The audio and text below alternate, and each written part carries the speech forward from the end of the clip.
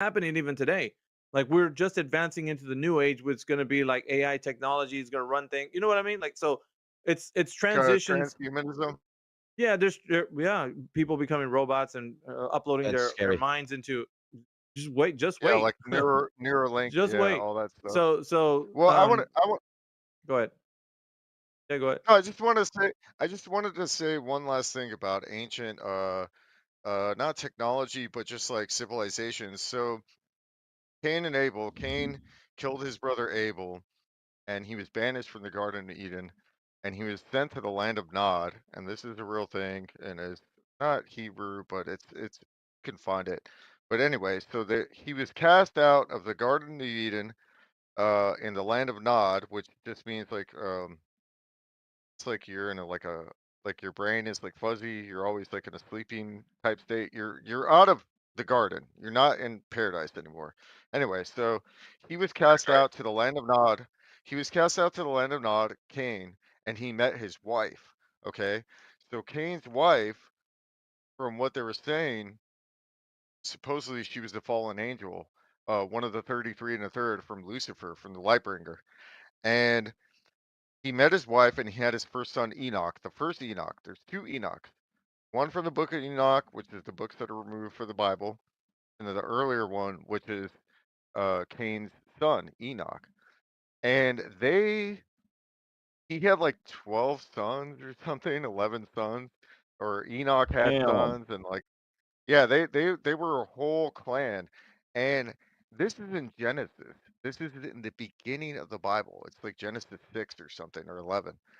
And basically, because Cain had a hybrid son Enoch with a fallen angel, his wife that he met in the land of Nod, which is where the angels were banished to, outside of the Garden of Eden.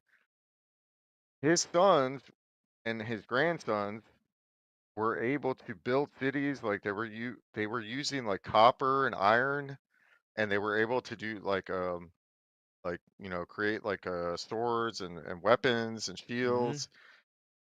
But it's because they were so advanced from being a hybrid race Well, of yeah, like but a the I would say this coil, the story has to be added is that the knowledge didn't come from them.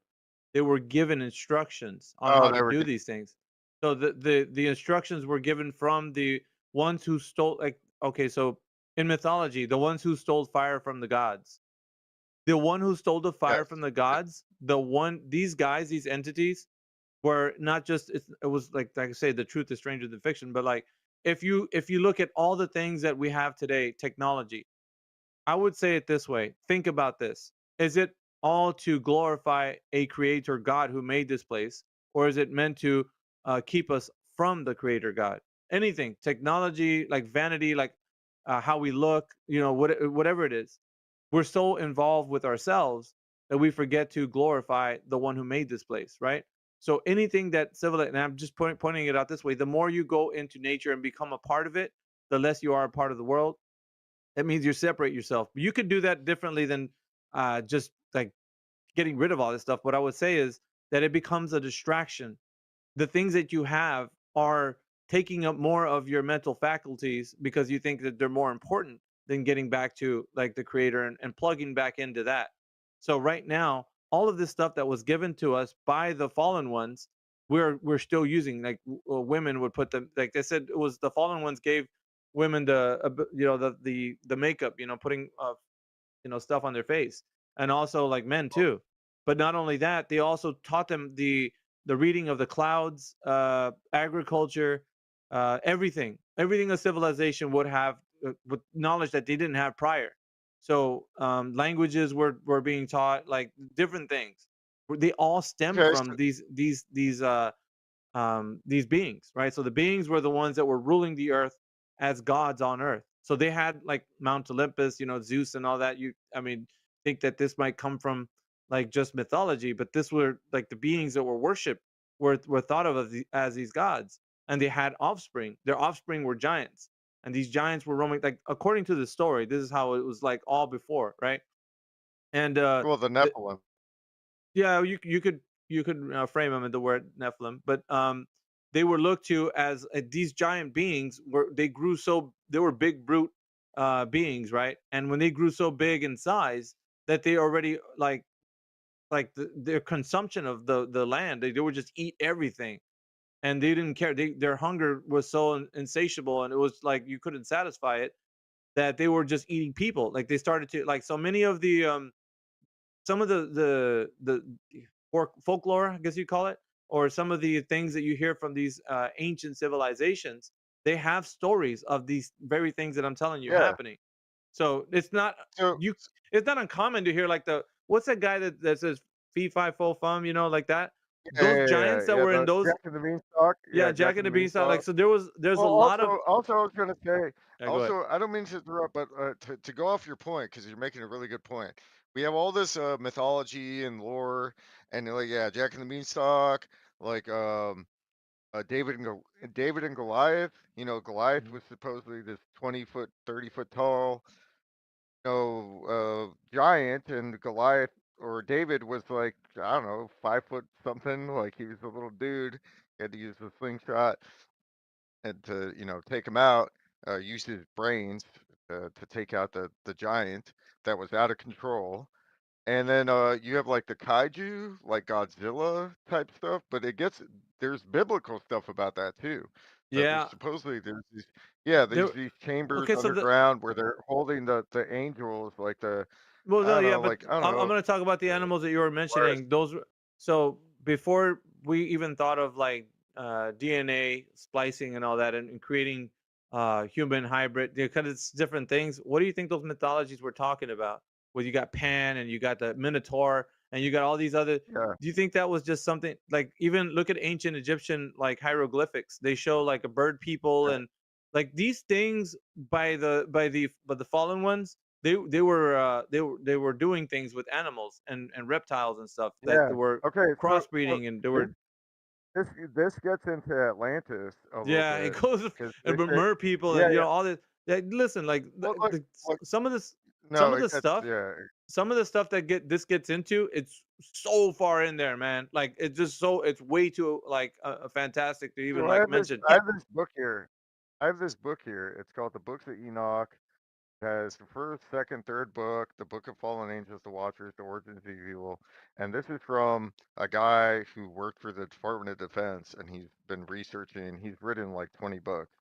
But he tries to translate all this stuff. But at some point in this I'm there's so many pages. There's like 300 fucking pages. But it's a paperback. It's not a hardcover. But yeah, at some point like you were saying with the minotaurs and with the abominations and the crossbreeding and whatever the fuck like and they were making all these new like different types of species I guess Humanoids. like it's like that movie The Island of Dr. Moreau how do you say it Moreau Yeah. yeah where they were on an island and they were doing hybrid shit. Okay, so at some point Uriel, one of the archangels, basically says like yeah, all these like creatures and abominations that are here on Earth, they're going to be like cleansed and they're going to be, baptized or whatever, hallowed. And that's basically what happened. Whether it was Atlantis or not, I believe it was Atlantis because in Atlantis, they were doing like stuff like minotaurs. They were attaching limbs to Yep. the like of a bull to Eh, the torso of a man. Yeah, and like so they had Well, all these abominations, and then okay, I'll finish. I know, I'm sorry. They had all these abominations, and the archangels came, and they were like, yeah, we gotta kind of eradicate all this shit because this is just, you guys are taking it too far. Like, it's too much, yeah, man. so there was this massive slaughter, but like okay, so just taking it back to like the time frame and what it was like, it was a very different Earth at that time. So the landscape was different. It wasn't like what people imagine. Because I think what happens when we talk about all these topics, you're imagining what life is like right now versus what it was like before. The age was not even the same. Like the people wouldn't age the same. People would live to be 900 years old. The environment in which they were in was said to be so oxygen rich because of the trees that used to be here. There was like massive trees that would be on this earth, right? That would give enough. The oxygen level that the Earth had was so super rich that it's like being in a hyperbaric chamber. Like if you've ever seen like athletes that they recover faster if they're in a hyperbaric chamber. It's like concentrated oxygen going right into their bloodstream. And so when you think about the Earth being that way, like running would be like easy. Because you're and of course you wouldn't age either. So there was a lot of things attributed to that. There was the one thing that I wanted to add, since you're talking about this topic and specifically that the fallen angels were chained to a position in a lower heaven, and they are what you would call the wandering stars, the planets. And it was prophesied that people would worship those gods again. And here we have heliocentrism. Yeah, that's another aspect. I think it's a multi-layered, right? You got the ones who are held in dark caverns, and then you got those that are above us in the highest heavens, like right now, like we'd say, where the stars are. And in that location where the stars are, there's the wandering planets that disobeyed the ordinances of God. So there's a specific east to west, like all the stars move in unison, right? Except save the wandering stars, the planets that you guys call planets, and give them the names. Those are in the end are going to be accursed. Like so, they right now they're deceiving mankind, and not only are they deceiving mankind, you guys think that there are planets that you could land on and such, but they're useful for the enemy's tool to like get people to deceive them. They're used in astrology. They're used in to think like in what you might think science is involved with, and all of these things are deep rooted in like mystic school religions. So you are thinking that you're on like the edge of science and you're doing a lot of good things for humanity, and all this stuff is just an illusion. It's a war between good and evil, and you're caught in the middle of it right now and thinking that like here's the thing that gets me, right, is that people come in here like, dude, I know the earth's a globe, and I'm like, dude, how do you know? Tell me exactly how you know. And when we lay it out for you, you're like, well, I'm not a scientist, but I think the earth is a globe. I'm like, you think that this is all by chance and happenstance? No, you believe a story that you've been told religiously without any effort. You've been told this ever since you were a young child. What more can we do to dissuade you from this? There's nothing we can do. You have to come to the realization yourself. It's a what this is a spiritual battle. And if you take a look at it from the standpoint of going back from like understanding that this happened a long ago, that the spiritual battle that we're talking about is taking place here on earth, the war is not about a physical war. It's a war for your mind, for your soul, really. And if you look at it that Yeah, way, you could yeah. see the deception and why it's needed. Why would they lie? Let me tell you, it's to gain your mind. If they have your mind, they have your soul. Your mind, wherever the mind goes, the soul goes with it. So, Yeah, can I make Let's a let's point, and I'll shut up, Alpha. Thank you. sure. I really want to help you out on this because this is the ultimate for me. My ultimate reality is I don't know. It could be an oblate spheroid. It could be an infinite realm. It could be a multiverse. It could be an ice ball. It could be whatever the fuck it is. Okay, I don't know. I haven't seen it. I'm here on the surface. I'm at the bottom level with all the other ants, and we're all working out, and worker ants, and doing her thing. What I'm saying is, I don't know. What I'm saying is, I don't know for sure, right? I don't know. Yeah, I'm that's always it's speculation Good. Sunday. Like I'm gonna speculate. Okay, but what I'm saying is, And when you're done I speculating, you can go acknowledge the nature of water. It'll solve your confusion. I'm not saying that. I'm not. I'm I said being. it. I'm the one who said it. It wasn't you. You're the one that's missing the point too. Oh, I think the of ice point I ball, was getting at. ice ball I think the Earth. point. No, no. I think the point I was getting at is I don't know for sure, but it's an interesting journey, Yeah, and that's because you have yet to acknowledge the nature of water. yeah, that's That not sounds like what's that sounds like Your happening right now. interesting journey will end there. And But I was trying to so make a I guess I point. did. I I was guess I trying to make didn't a miss the point, and you point then, did I? distracted me. Yeah, No, you I guess I distracted didn't me miss the because I was point. trying to No, make a the other really guy. nice point. I've been point. listening to your really nice points all day. It's relax. It's 24/7. You can continue now. I agree with you, All Coil. right. Would it be too much to ask for you guys to kindly shut the fuck up? Like, yeah, right about that. Yeah, take your Right. own advice. Yeah. So, Pac, do you think that the Earth is a globe? Of course not. I mean, sorry. What do morning. you? Yeah. What do you think the Earth is then, Pac? I think we're in the eye of a giant. You're just a Alpha, huge can waste I- of time, aren't you? Good story, bro. Alpha, Oh, Alpha, funny part. Alpha, Yeah. Alpha, can I ask you this before I Sure. go? I'll shut up. I want to say one last thing. Like, if I am in a position where I'm just not sure in general, is that okay? Like, Well, do I in have this, to pick a you side? can, you Like, can, we're you can. talking about picking sides. Yeah. You Like, want do me to I tell you, have right? to It's a pick a side? voluntary condition. You want me to tell you, right? All right. So Okay. if you say you don't know, that means I would ask you this: can you know at some point, or are you saying you can never know at some point? Like this knowledge is never I want meant. to know at some point. Yes, I want Okay, to so know at it's some point. possible at some point you can come to the realization. Well, at least in that instance, you could possibly understand if you just listen, Coil. Just give it a couple more sessions. Listen to the arguments back and forth. You'll gain some foundational knowledge, right? Some things that are true, and so things can be apparent to you, to me, to everybody. So they don't have. It could be self-evident, right? That the Earth is what we're saying that it is versus what it's not.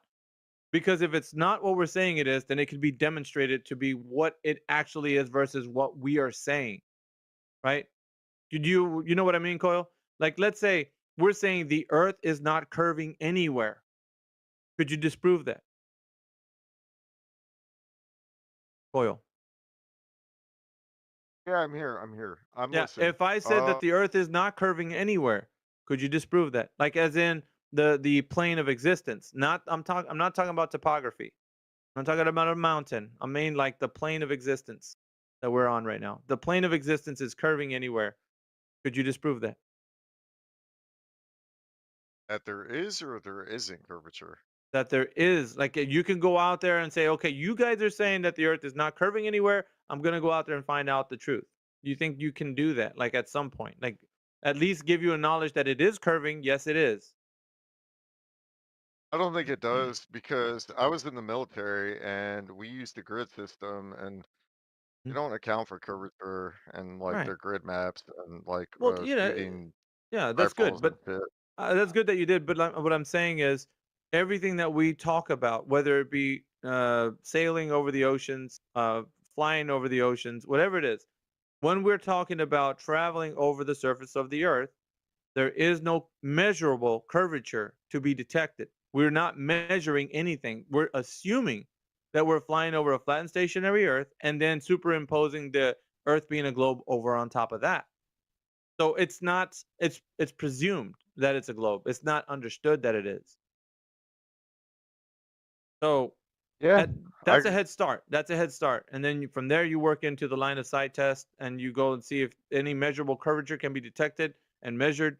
And then you go from there. If not, then it's not curving. And if something's not curving, there's not going to be a globe. There's not going to be X. It's just what it is, flat and stationary. I agree with the stationary part. Yeah.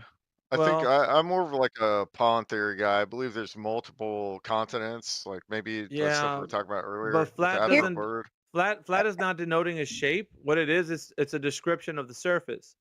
So if you're saying something is flat, are you giving a way to a shape there? No. You're just saying like my table on the surface is flat. That's fine. You're not telling us the overall shape of the table. You're just telling us the surface is flat. That's all perfectly okay to say that, right? I just I wanted to add because you got this vernacular where you like to say things like what I'm saying is and what I believe is I believe this.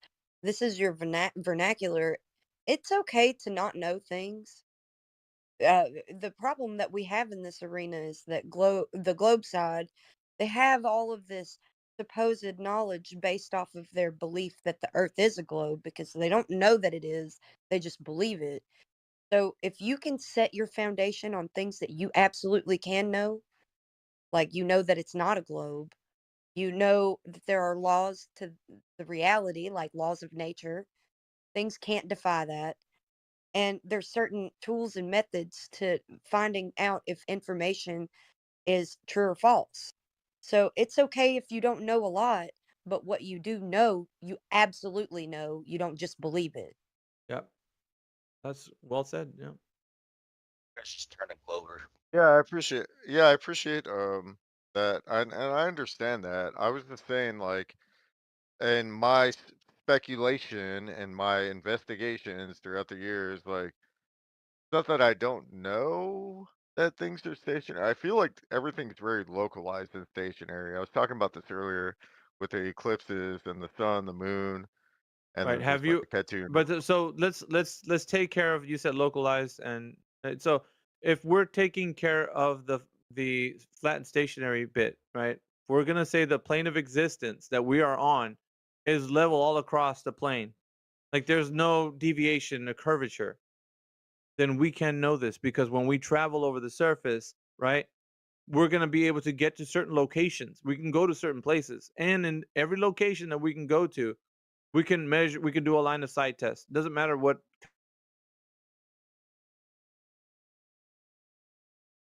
that rate that they tell us it is, or it's not at all, Coil. It either is or is not. There's a dichotomy there. It is curving or it's not curving. Can you see that, Coil? If it is curving, then you're going to be able to measure curvature. If it's not curving, then no curvature is measured. If it's not curving, then what is it? Oh, I always thought those time lapse videos were always trippy to me. Like if you Yeah, watch like that, time lapse video, that wasn't the conclusion that Coyle was hoping to get to with his all day long routine.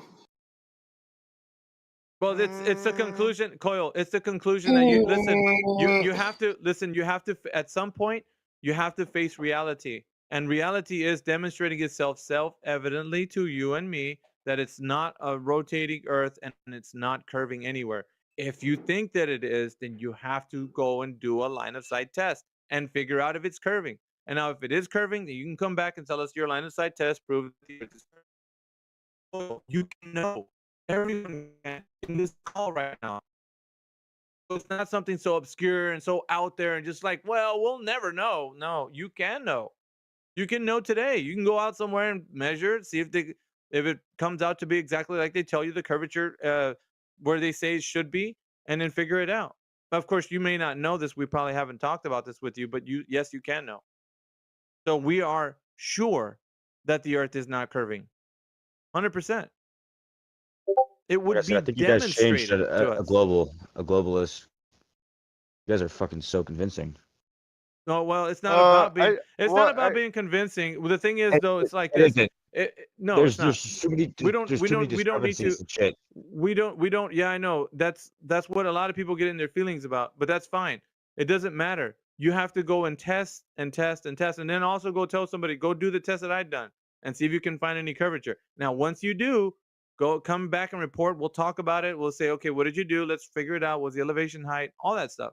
You're not going to find that you're going to see somebody that's going to come back and say, oh, dude, it's a globe, just like they said it was. A radius of 3959, a circumference of 24,901 miles. You're not going to have that. All of that is a mathematical construct. No matter how much you want to believe and click your heels 3 times and say the Earth is a globe, it's a globe. No, it's not going to work. It either is or is not a globe that they're telling you. Plain and simple. That's it. Shit. What's the dude's name? Eddie Alvarez. You know of him? I don't know who that is. I think it's Eddie Alvarez. Yeah, he's a UFC fighter. No, it's not. It's not Eddie Alvarez. You mean Eddie Bravo? Eddie Bravo? Eddie Bravo. Yeah, you got it. Yeah. Yeah, Eddie Bravo. Yeah. Eddie Alvarez. Alvarez. I fucking Yeah, love Eddie that Bravo's dude. the shit, dude. Alvarez I love is another. Eddie Yeah. Bravo. Eddie Bravo I is know so Bravo. fucking convincing. But he's also he's a flat earther too, right? But he also has Is that the close? standpoint where it's like he questions legit everything, and that's the point where I'm at in my life where I don't fuck legit shit that comes out of the media or even just fucking in general, like word of mouth. I question legit everything. I want know to see that- proof of everything. I I know that's- understand where everybody comes from and wanting to seek legit proof. Like who the fuck literally knows the Earth is a globe until you legit see it yourself? The funniest Right, thing so- about it is Eddie Bravo and Alex Jones were on a podcast on Joe Rogan, and legit Alex Jones is like, I will fund a legit fucking trip to go in the stratosphere or whatever with Eddie Bravo to disprove his like flat Earth theory or some shit. That shit was so goddamn funny when I listened to that shit. I wish they legit did it, because Eddie Bravo would be the one person that you should listen to, because that man is 120,000% a flat earther. All right. Yeah, but what Alex we're saying, Jones is yeah, what we're controlled saying, opposition. yeah, I He's know, a troll. There's a lot of stuff. He didn't. Kenchi's right. He didn't Check fund this it. out.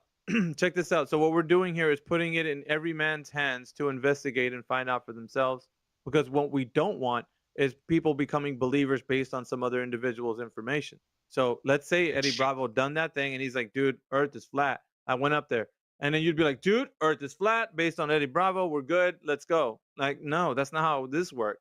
And what I'm saying is actually put it into your hands that you can go and test this with a line of sight test. Meaning you don't need Eddie Bravo's permission or testimony.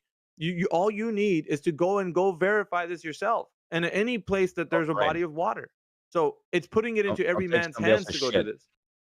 Yeah, don't take somebody else's shit for what it is. You need to figure it out yourself. Yeah, that's the word of the day. But I mean, if you really want to get close to that, all you got to do is figure out what is being proposed. First of all, like what is it? What are the people saying about the Earth being a globe? Well, first got to learn the metrics, right? And then you got to figure out the line of sight test. And then line of sight includes anything from lasers to visually seeing something to like fucking you name it, man. Mirrors on the other side of lakes, shining light that could only happen in the line of sight. Like fucking anything, dude. Like I would build but a rocket, but the last person that built a rocket to go up there to prove it, he didn't make it back. Yeah, I know. That could be something, right? But what we're saying here, though, I think is a little bit easier for every man to do, right? Because if you're putting something logistically would be a little bit more difficult, then it makes it harder and you have more believers. Instead of I don't want to make people believers. I want people to go investigate for yourself. I want them to think for themselves. Yeah, I mean, obviously, because I mean, anybody can think, well, all we got to do is build a rocket. Yeah, but what are the resources there? What is the logistics? Like, that's going to take some effort, and not every man's going to be like, oh, fuck, I don't got that kind of, you know what I mean? Like, I don't got that kind of money to do that. But what I can do is go to my beach and then figure out what the line of sight, if there's curve there, because I can know what I see in the distance and how much curvature there should be predicted. And if I don't see it where it's supposed to be predicted, voila, or it's not curving like they tell me. And if I don't see that curvature there, then what is the Earth if it's not curving? You know what I'm saying? Like that's something you and I can do. If building a rocket was good enough, we'd all be still wrapped up and lost in the outer space travel delusion. Yeah, what Because we're they made plenty of films of that in the 70s. and what we're trying to do is not turn people into believers by saying, dudes, I got on a rocket. I'm telling you, I went up to 200,000. It's not a globe. Fuck, dude, just believe me. And everybody's like, oh, dude. Oh, the Giants. Yeah, that's fucked up because nobody wants that. Even if Eddie Bravo or whoever goes up there, we want people to know by the ground. Let's do some measurements, right? We're going to do like 20 miles or whatever, and then see if it curves in 20 miles. And if it doesn't do that, oh shit, it's not a globe, right? I mean, that's good enough evidence, I think. But why do we have to? You know what I'm saying? Like, we don't need to go to other people. We can do it. You and us and me and everyone in here. Everyone can do it. Yeah, and it's not that, God bless him, but it's not that hard to see what Mr. Rogan's up to since he signed his big contract. Oh, fucking Rogan, yeah. Rogan's free as ever. The problem is he No, is signed by I'm sure he Spotify. is. So Listen, the only thing, I Spotify mean, does God have bless, control over what God he bless says. Eddie Bravo too, but if he's involved in this show, well, I don't know. I don't watch the show. I see the clips. But yeah, you can take Eddie Bravo's word for jiu-jitsu, I'm sure. That's good. But everything else is the Joe Rogan show. And yeah, when he did sign to Spotify, they did take down like I think it was like 10 or 20 podcast episodes that were like very controversial. But it's like they wanted him to have freedom of speech. So it's like, why would you take it down? It's clear the gates that Mr. Rogan is told to keep. And then especially right after he got signed to Spotify, he had Alex Jones on, and he was just constantly saying, well, we need to fact check this. We need to fact check this. I don't want you getting in trouble. We need to fact check this. It's like he literally got sucked into the system or something. Yeah, they just want to turn the discussion into a circus. That's fine. Yeah. But let's get the focus back to where it needs to be within the context of what we can do, right? because yeah, whatever, we can hear people say things and all that, but that's great. But the conversation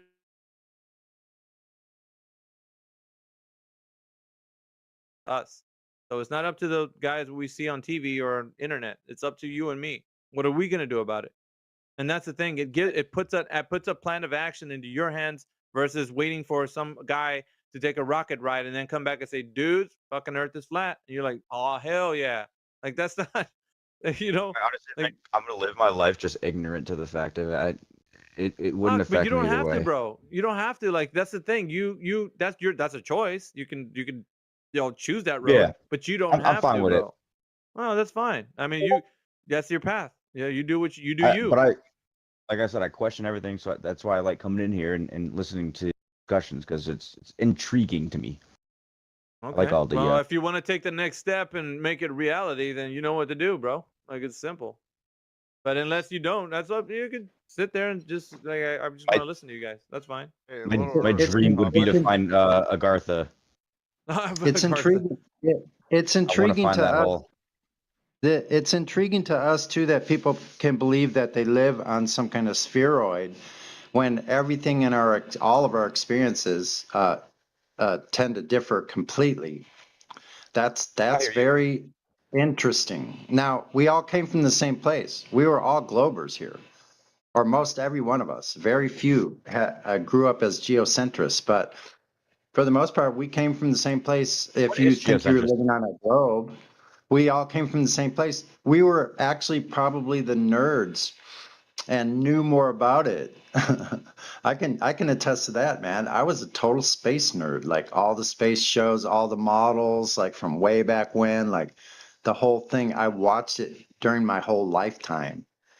And so it's astonishing. Expanse has got me right now.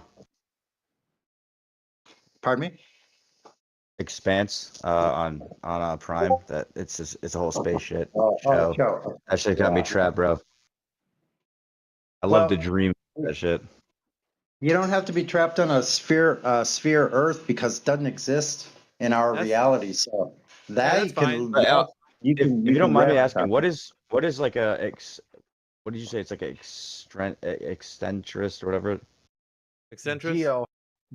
Oh, geocentric. Yeah, that's the people that think that the Earth is the center of the universe, and some conceptions of it would be like a ball planet in the middle of the vacuum of the cosmic vacuum, and they put the other planets and all that. But other than that, you could just say that it's somebody who thinks that the Earth is the center of all of creation. I think it's heaven centric, God centric, bro. What'd you say, dude? Me? Oh, Dude, I said I don't Quippy's think a we're that pig, special. man. You don't think we're that special? Okay. Well, No, honestly. that's your opinion, but that's fine. You're allowed to have that. What it is though is that puts us in the middle of all of creation. So then that would make us special. But I think that rhetoric kind of annoys me because they're like, well, you're a pale blue dot and you're not special and you're not this, but in reality we are. Like we have free thought for the most part.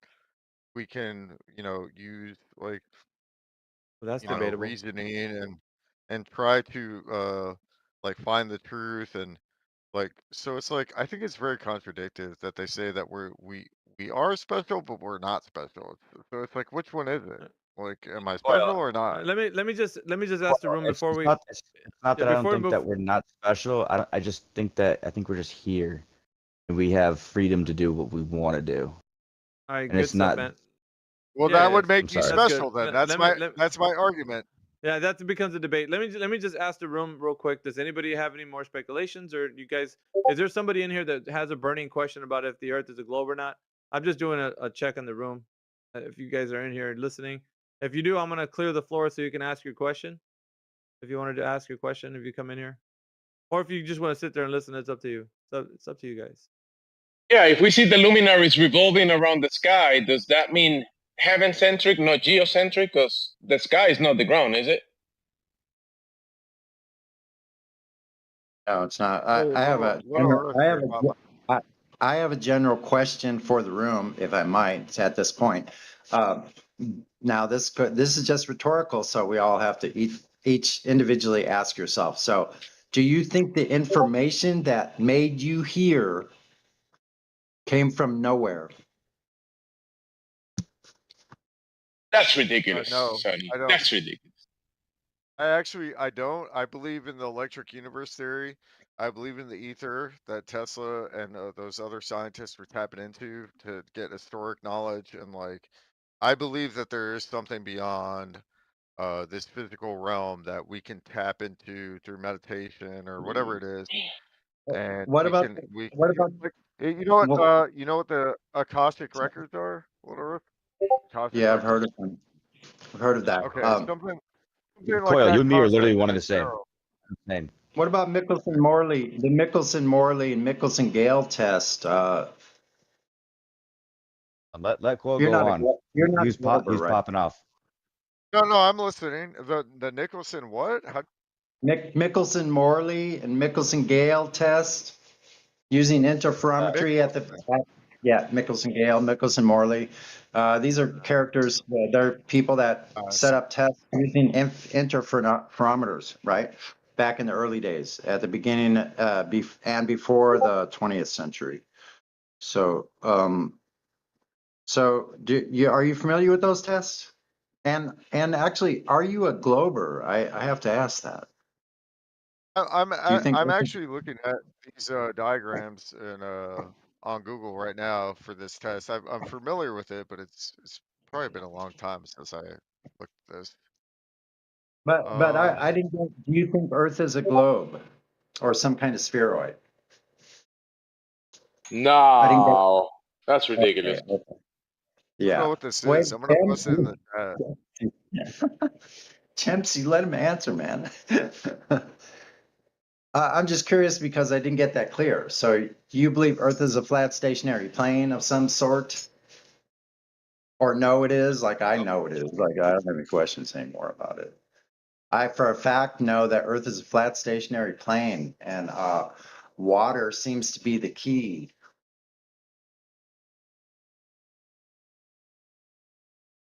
I'll state that. I like that. Water is the key. Water is the key. It's the key. I believe in the electric universe theory, and I know you can get electromagnetic frequencies from water. So I believe that water is definitely the power source. You can get fire from.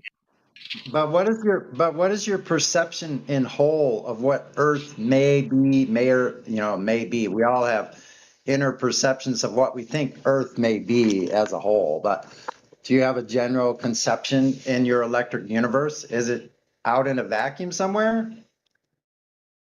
I don't know, man. Honestly, I mean, I believe that I can feel these frequencies and I can feel this type of energy, electromagnetic field type stuff, EMF. But Okay, but do you have any? I don't have any. Yeah, I don't have any proof. Do you have any proof? No, hold on. Do you have any reason to believe that Earth is not a flat stationary plane in your experience? Do you have any reason at all to believe that it's not just what I said? I would lean towards infinite plane, like infinite realm. Like it's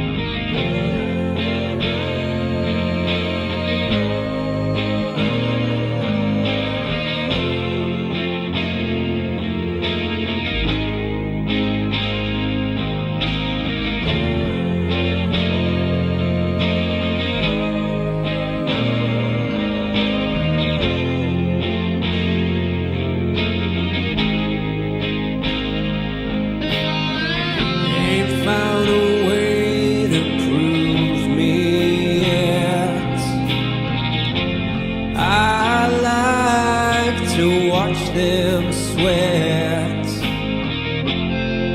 Seems every path leads them to nowhere.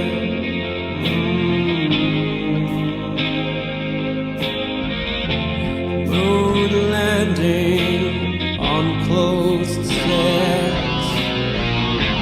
Slave to money, slave to debt. More like coats they found from somewhere.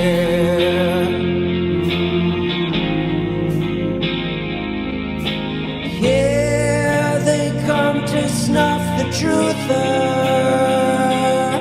Oh yeah.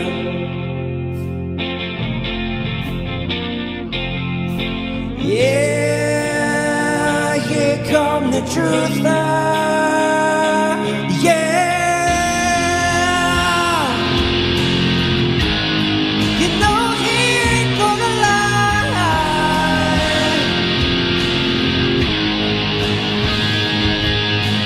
No, no, no, you know he ain't gonna lie.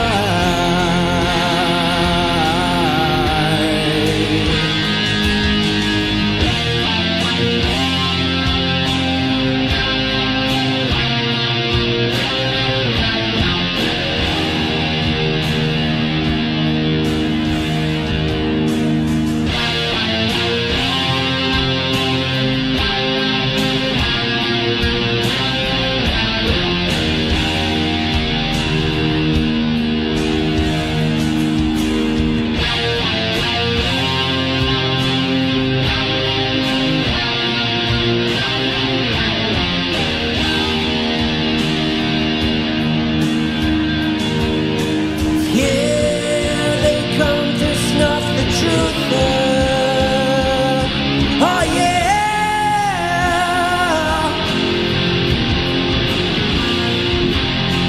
yeah, here come the truth out. Yeah, you know he ain't gonna lie.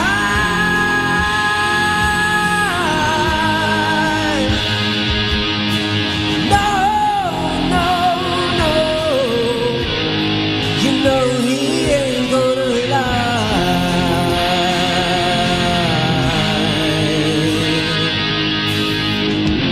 We ain't spinning on no globe, man.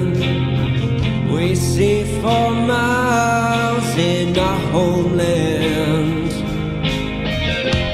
NASA sends us pictures photoshopped.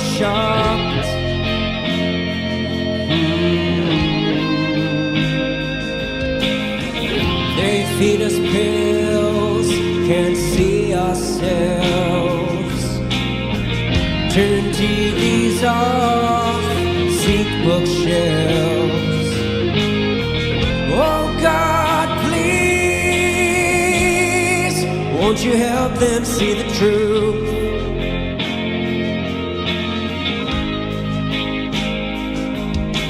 Here they come to snuff the truth out. Oh yeah,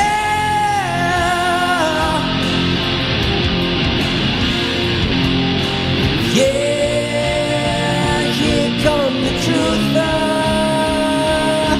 Yeah,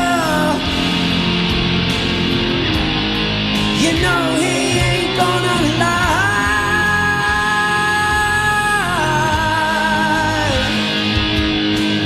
No, no, no, you know he ain't gonna lie.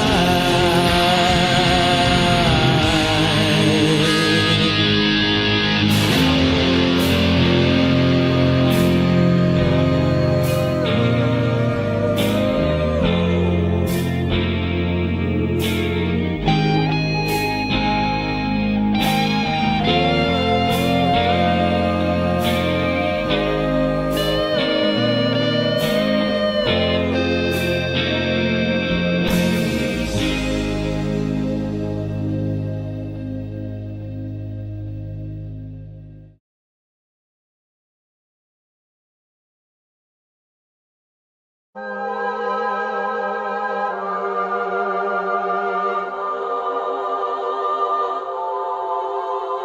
yo, I only know what I see. I seen enough to know what it means to me. Learn from red dirt and I got degrees. Veered off left turns and wild out east, and we're poor and rich and hold all that class. Don't wanna know any signs, don't wanna know where you are. Mind made up already, we're not here to watch. We just don't wanna fall off the edge and into the dark. So we clench our fists, clutch our pearls to anybody critical about view of the world. Tongue like a slammed door I keep closed just to beat those doubters of these blindfolded free throws. And the channels love a G up, shoot the heat up, we'll beat up, meet up, and I don't wanna have to read up. Just drop a grenade and put my feet up. I don't wanna fall off the edge of the earth. Don't wanna, I wasn't real if it's not what I felt. Cause I feel to read out. Don't tell me what to believe or accept what I cannot see. Fuck you and your facts, I'm free. If you don't like it, leave. I don't even wanna walk in your shoes, what about me? Flutter, flutter. Flutter, flutter, flutter. World gone mad and it's too PC, and they're trying to take away the freedom that I wanna speak. Click, click, click, cut them off, run them out of town, shut them off. Shh, I don't wanna hear another beat, but my gut got this, then my head take note. Cause I know when this story's a slippery slope. So stay in your lane, son, stick to your songs. I don't care where you're coming from, just a simple answer to confirm a doubt. And then baseless opinions that come out of my mouth. In a nerd tell me I don't know what I'm talking about. But when the so-called experts ever sorted this out, when we're swamped by Muslims, swamped by Asians, different time, same old station, crowd ovation, whip up hatred, that old chestnut, that vocation. Do anything to truth but face it. I don't wanna fall off the edge of the earth. Don't wanna, I wasn't real if it's not what I felt. Cause I feel to read out. Don't tell me what to believe. Fuck you and your facts, I'm free. Don't tell me what to believe. Fuck you and your facts, I'm free. Don't tell me what to believe or accept what I cannot see. Fuck you and your facts, I'm free. If you don't like it, leave. I don't even wanna walk in your shoes, what about me? Flutter, flutter.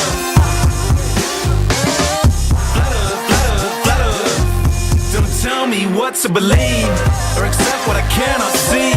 Fuck you and your facts, I'm free. If you don't like it, leave. I don't even wanna walk in your shoes. What about me? Flutter, flutter. Flutter, flutter, flutter.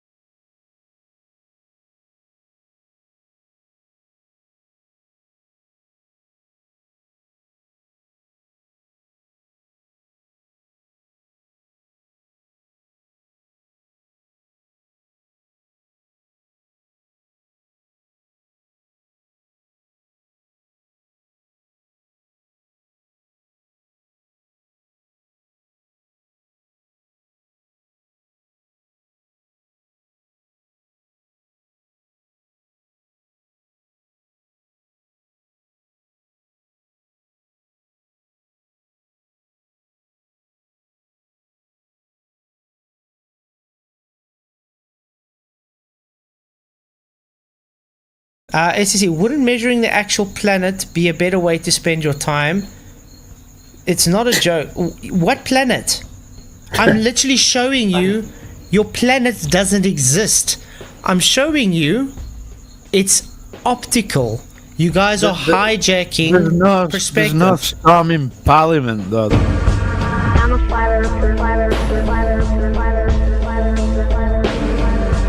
I'm a fighter, survivor, survivor, survivor, survivor, survivor. I'm a fighter, survivor, survivor, survivor, survivor, survivor. I'm a fighter, survivor, survivor.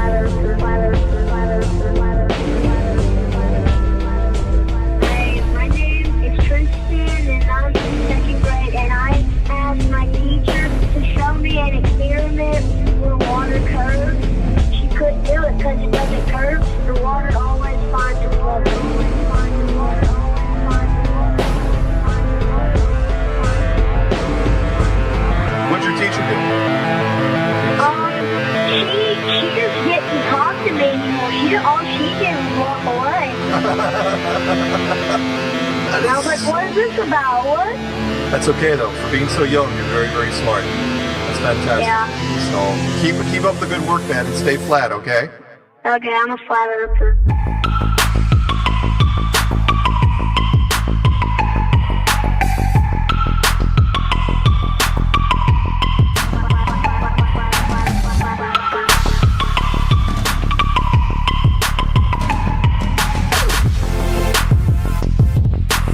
She couldn't do it.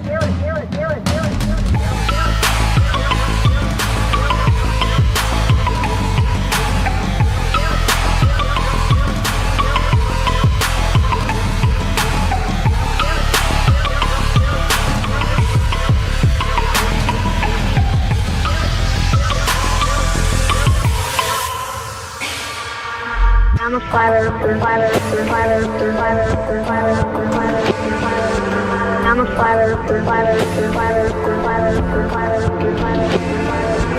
I'm a flat earther. I'm a flat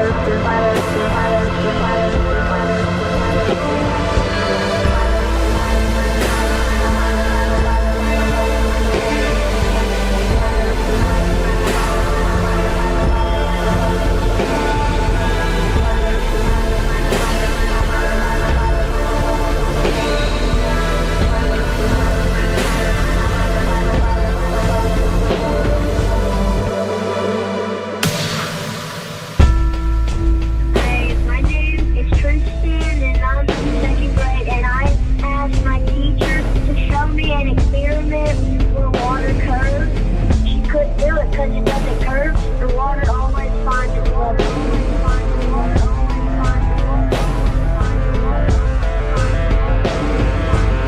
What'd your teacher do? She just didn't talk to me anymore. All she did was walk away. And I was like, what is this about? What? That's okay though. For being so young, you're very, very smart. That's fantastic. Yeah. So keep up the good work, man, and stay flat, okay? Okay, I'm a flat earther.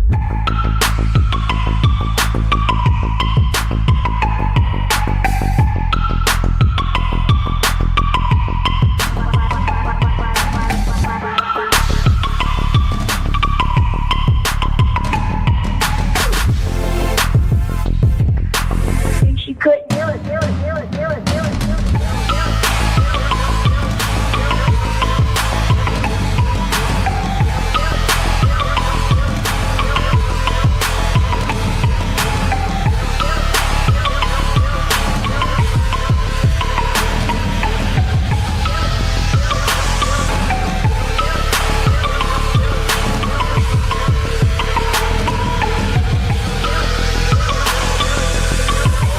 Rip this up for sound bites. This is awesome.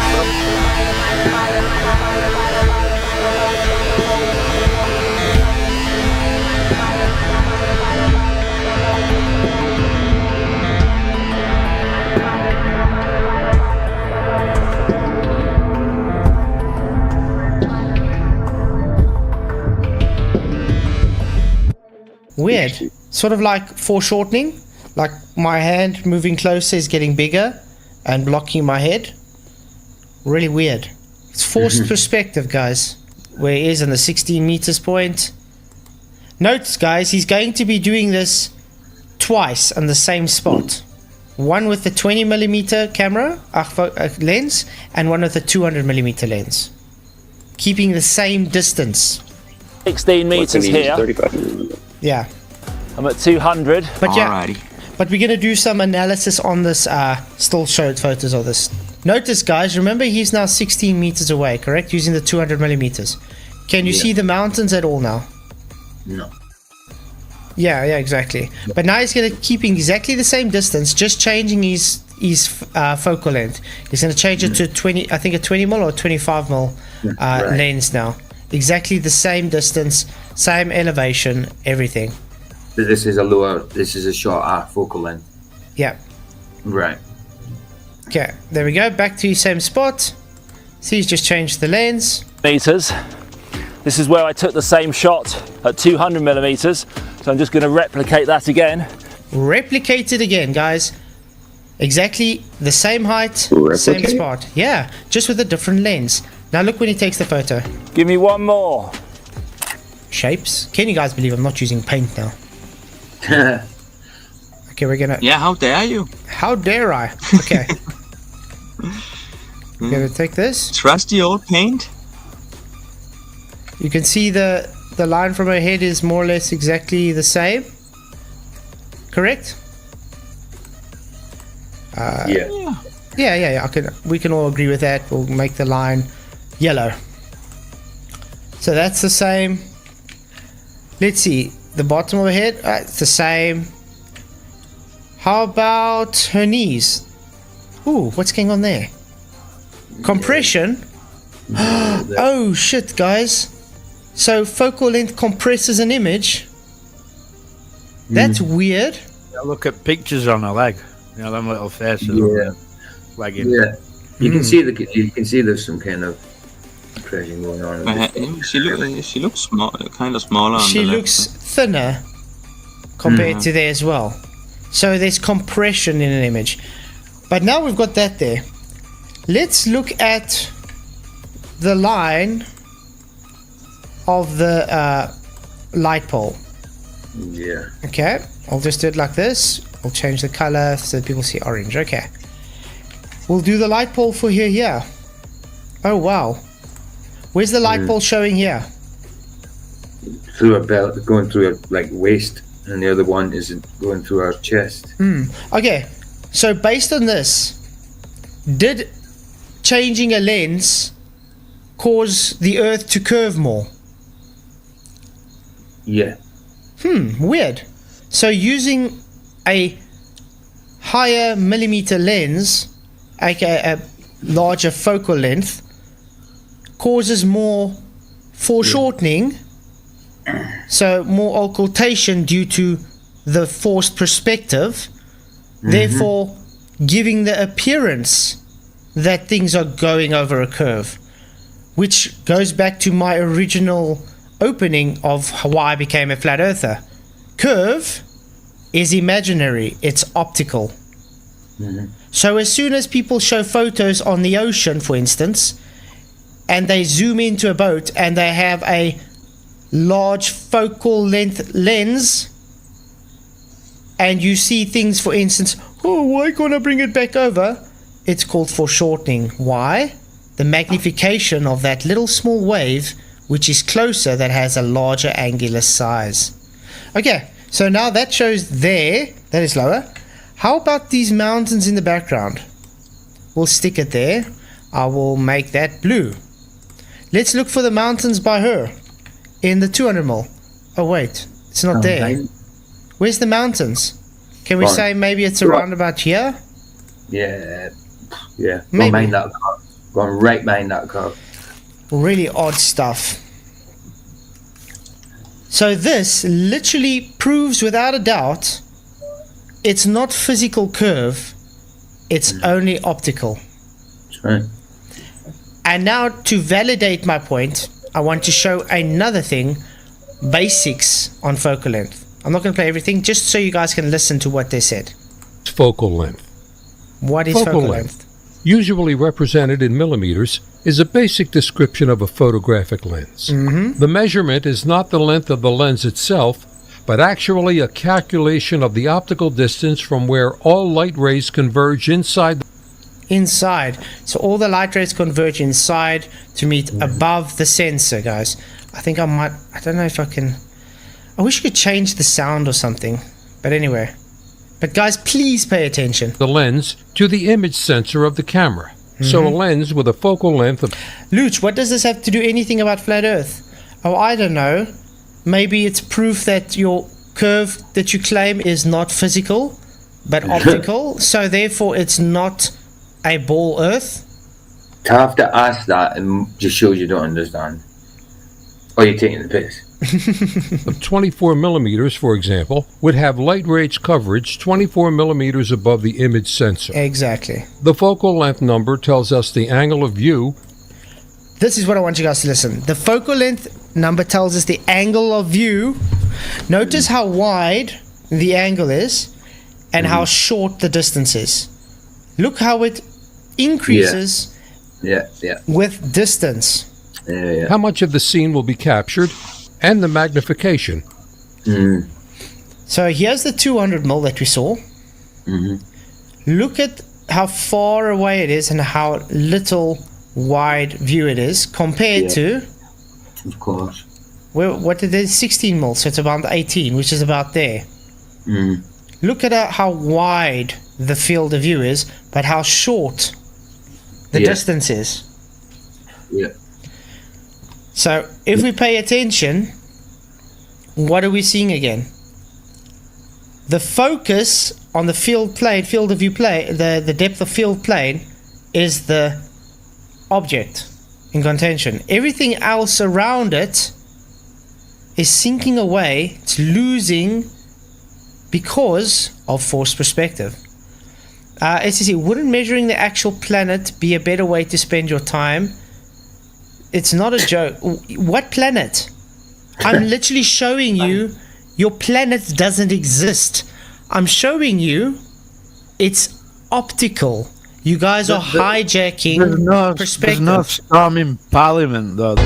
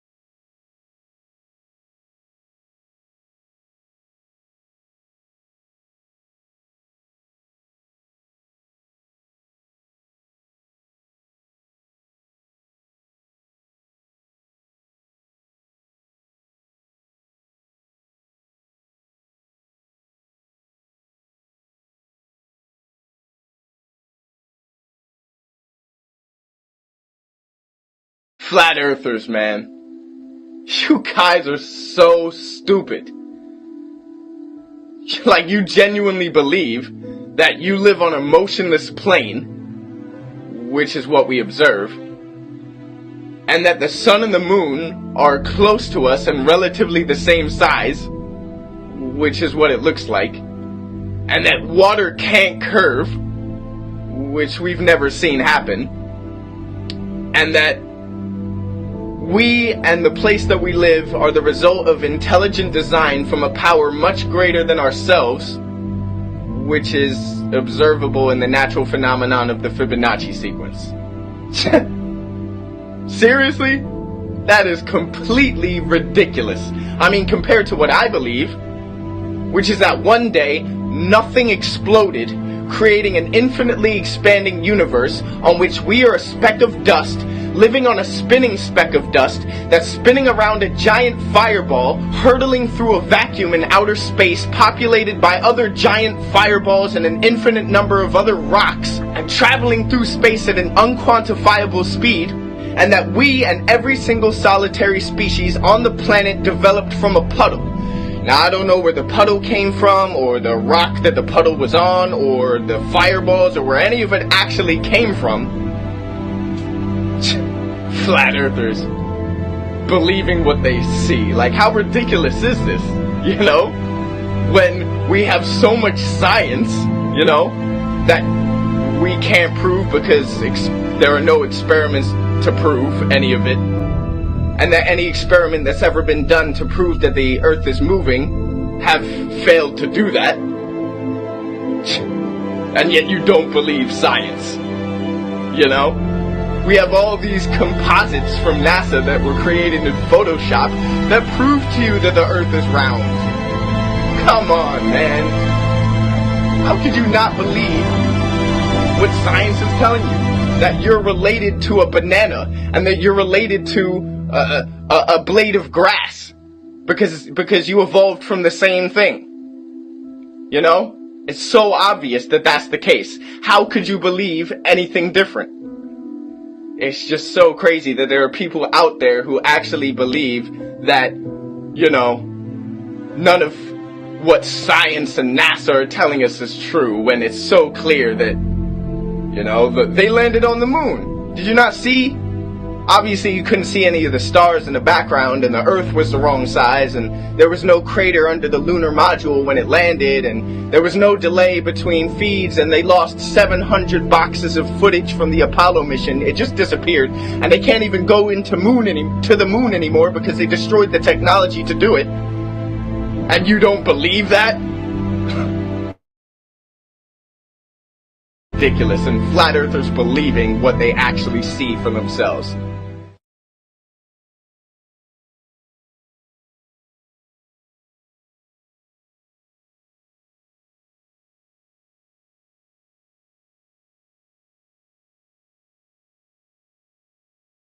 Another so-called satellite fell down in the countryside of Brazil.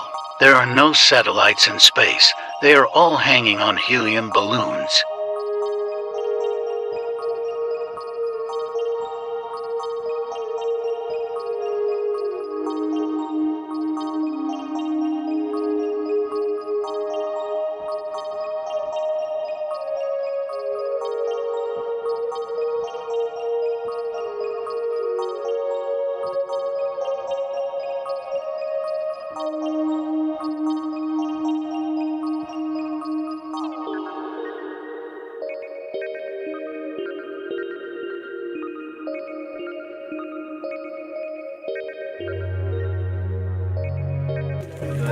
Não, não mexe não, isso aqui não vai mexer não, porque isso aqui, eles estão à procura disso aqui já. É que já? Já mesmo.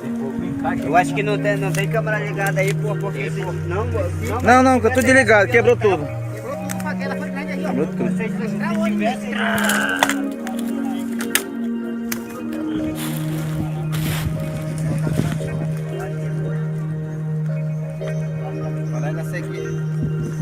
Vai me chegar com essa aqui, eu sofri demais, ó.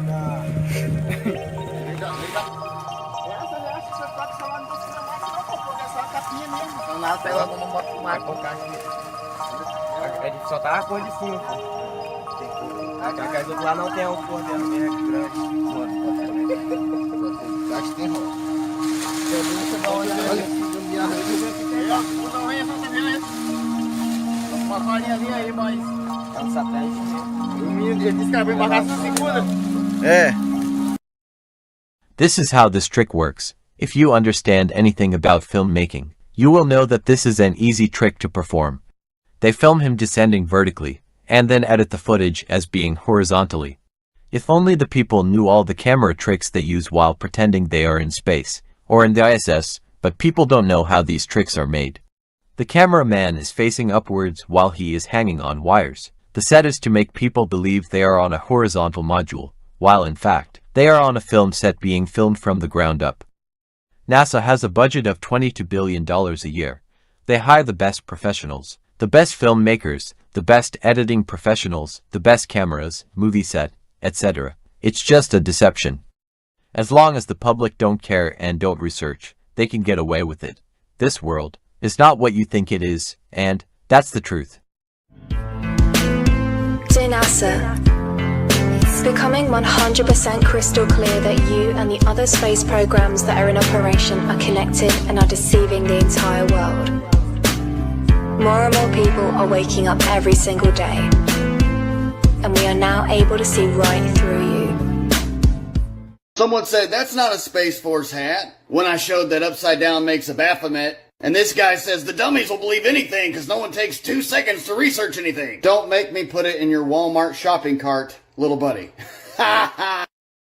This is called augmented reality. I can reproduce what the astronauts do inside the ISS in my living room. The difference is my augmented reality costs less than $1,000 while NASA has a budget of $60 million a day. Most people cannot tell the difference, and if it's done inside the fake ISS they have in Houston, Texas, not a single person could tell the difference. Just imagine the technology they have hidden and will use with Project Blue Beam. Most people are not interested in learning the truth. That's why the Bible says, "My people are destroyed for lack of knowledge. Because thou hast rejected knowledge, I will also reject thee." If you reject the truth of the flat earth, you're most likely to fall for the great deception of the end times.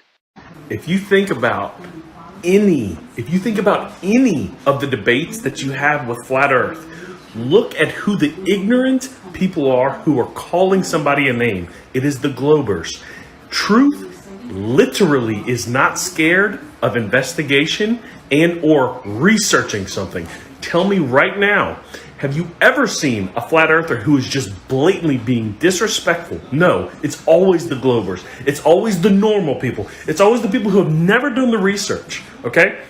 Don't come at us, okay? Don't come at us when we've done our research. El sol acarició mi corazón con flores, llevaste mi tristeza con colores, dibujaste la nobleza. The International Fake Station has a cardboard floppy door, while any submarine has reinforced doors to withstand the air pressure. How can globe-tards be so gullible to the point they believe anything NASA puts out? It's a mockery on them, and yet they worship NASA blindly. A reminder for you globe-tards, NASA just got another $60 million today. Money that could be used for real education and real health care, not in jabs for the sheeple. Did you know that landlines can call to other planets? You didn't know that? Okay, so I'll tell you, in 1969, President Richard Nixon, the President of the United States, had a phone call, live stream, directly to the moon, to the astronauts or actronauts in the moon landing, and Richard Nixon from the White House called from this landline. Nowadays, I cannot even call my mom in certain areas with my cell phone. This was 1969. So, whenever you're feeling a little stupid, remember that people believe that Richard Nixon called the moon from this landline and they transmitted the call, even though, on top of that, live on TV. They lied to us. When you take a trip out for the day and the flat earth hits you in the face.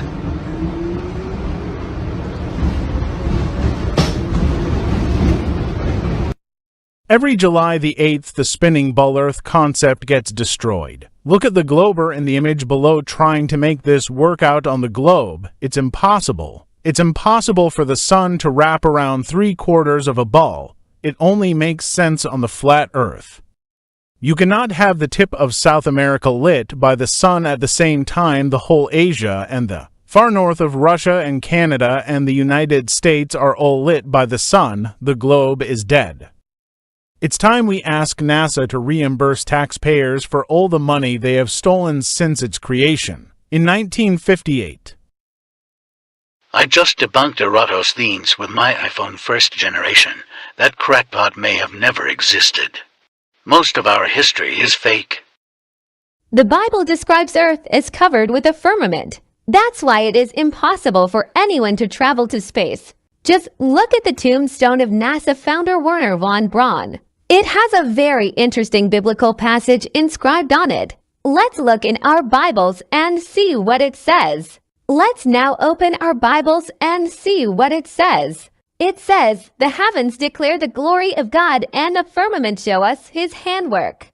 This world is ruled by evil people, members of secret societies. The earth is flat and they do everything they can to hide this truth from us. Water needs to be contained, otherwise it would spill all over. They came up with gravity, but if gravity was real, no birds or butterflies would be able to fly. Gravity is just a theory, that's all. Anyways, y'all remember this movie right here? Pretty sure they're trying to tell us something, but what do I know?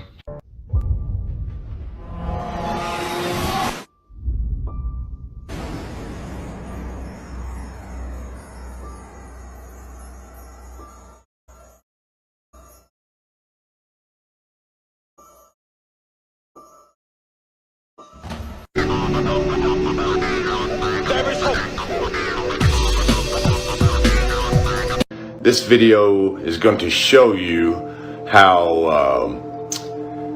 they hide the ice wall from the tourists who actually take a tour to supposedly Antarctica. And there's only 2 tour routes from 2 different countries. And you're going to be amazed. Once I went to the original flat earth map from 1892, it was easy to figure out how they do it. I'm going to show you guys. Enjoy the video. Okay, here we have the flight and cruise route for a tour to Antarctica from Planet Janet Travels. Let me zoom in on that a little better where you guys can see it. There we go. Okay, now let's switch over to this map of the route so you can see the names. It leaves out of Cape Horn, goes past the South Shetland Islands along the Antarctic tail and then back up. Now this right here would be the South Shetland Islands on Google Maps. And then of course there's the little tail of Antarctica. There's a panned out view for you guys to see it a little better. But pay attention to the tail of that Antarctica. It's going to be really important in a minute. Here's another view of the route. See how it goes along the edge of that tail and then they turn around and they go back? Okay, now here's where things get interesting. Let's look at the 1892 flat earth map. Now, this right here is South America. So let's zoom in here where you guys can see this. Now here's the route. There's Cape Horn, where they leave from. And as you can see right down below that, you have the South Shetland Islands. Okay, and then you have the ice wall, of course. But notice this little tail right here. Well, that's the same tail that you see on the continent Antarctica that they show you on the globe, which is pretty slick.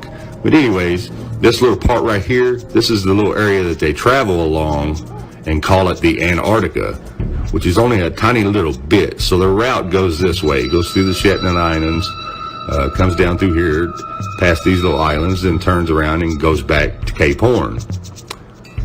And if you'll notice on this map how the ice wall looks, well, down here where they supposedly tour at, this is the only part of the little ice wall that sticks out in that area. So you'd be stationed there working or take a tour and you would never really see the ice wall. You only see that little piece of it that sticks out because of the rest of Antarctica is off limits. Now let's have a look at the only other tour that you can take to Antarctica, which goes from South New Zealand and back to Tasmania. Now notice, I want you to pay attention to that little Stewart Island there as you leave New Zealand. Notice they go down here to what they call Commonwealth Bay, and then they cruise along a little bit, turn around and go back to Tasmania. Okay, now let's have a look at that route on the flat earth map. Here we have South New Zealand, and notice right there on the other side of it, you see that little Stewart Island that I was telling you guys to look at on the Google map. Okay, so the route leaves here, goes down here, which on this flat earth map it says Disappointment Bay. Remember on the Google Earth map it says Commonwealth Bay, and then they go back, return to Tasmania. So anyways, like I said, they leave here, go along this little bitty tiny bulge that sticks out from the ice wall called Commonwealth Bay, Disappointment Bay, whatever. Notice it's the only part in the ice wall except for the other part that I showed you that bulges out away from the ice wall. So anyways, they go down through here, cruise along a little bit, and then return back to Tasmania. That way you never see the ice wall. You only see that little bulge of it that's sticking out there out of this whole map. Most of this wall is cut out perfectly all the way around except for those 2 little spots. And they both bulge out, and then they're at the exact same spot at the bottom of both of those countries, just like it shows you on Google Maps. Now, as you can see, it's really, really simple how they pull it off, making you believe that Antarctica is a continent. when it's not. That's why it's called the Antarctic Circle, because it's an ice wall, a circled ice wall all the way around the whole world.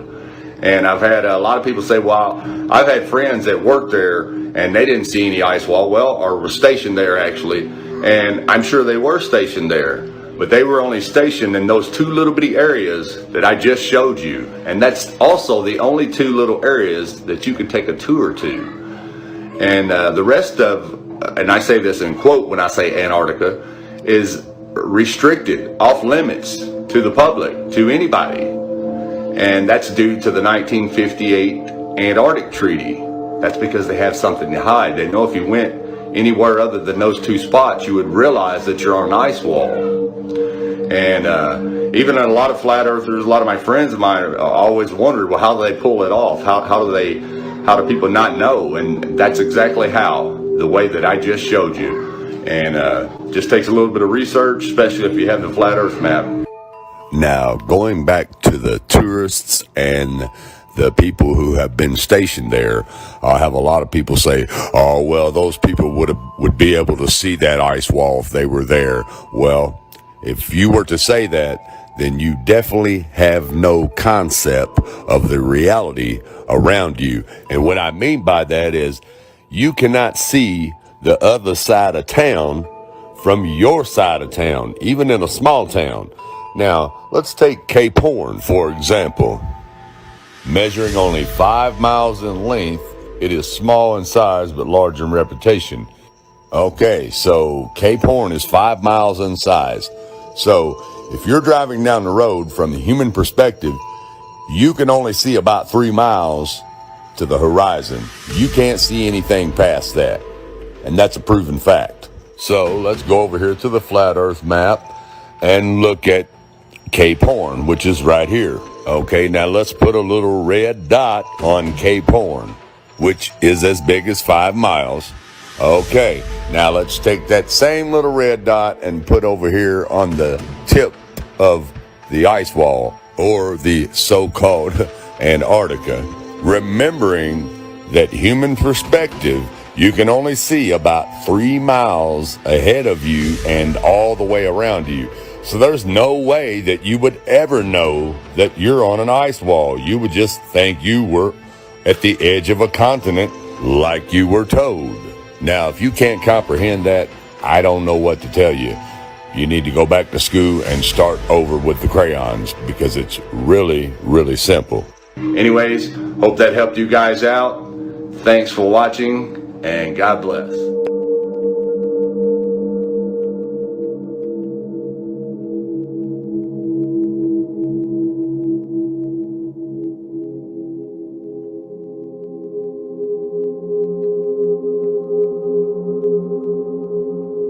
The Flat Earth map dates back over 1,000 years. This map is credited to being created by a Persian astronomer, Al-Biruni, who lived between 975 AD to 1048 AD.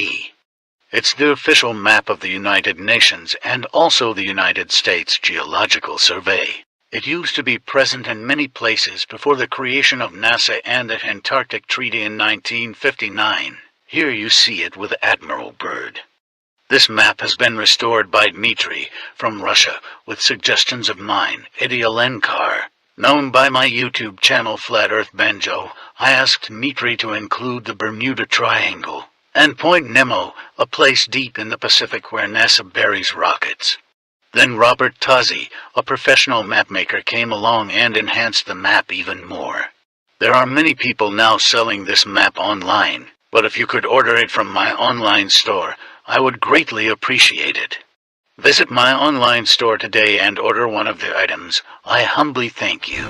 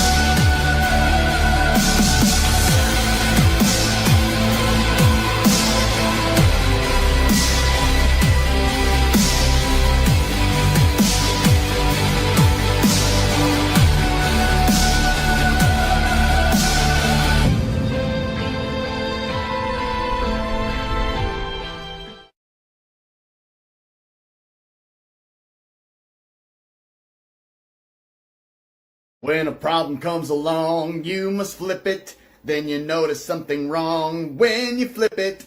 Come on now, flip it good. It's demonic, you sick idiot!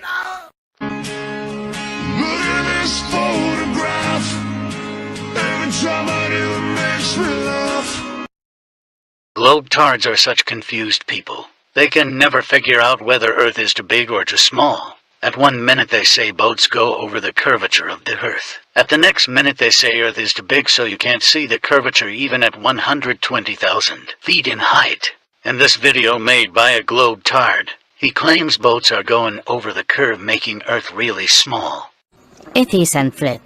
Flerfis time to accept the truth and realize you live on a globe. And then the same Globetard uploads this video claiming Earth is too big to see curvature. It's Flerfis time to accept the truth that Earth is too big to see curvature. You have to be the International Space Station to be able to see the curvature of the Earth. So, what is it, Globetard? Do boats go over the curve, or is Earth too big to see any curvature? Figure these things out first, and then come back for a debate. Wow, he's in space. Look at that. No, he's not. At that height, you don't see the curvature of the Earth if you are 2 millimeters above this beach ball. You just don't. That stuff is flat. Well, I don't have to lie. It's actually pretty easy. All you gotta do is take a globe, turn it over, and read the bottom.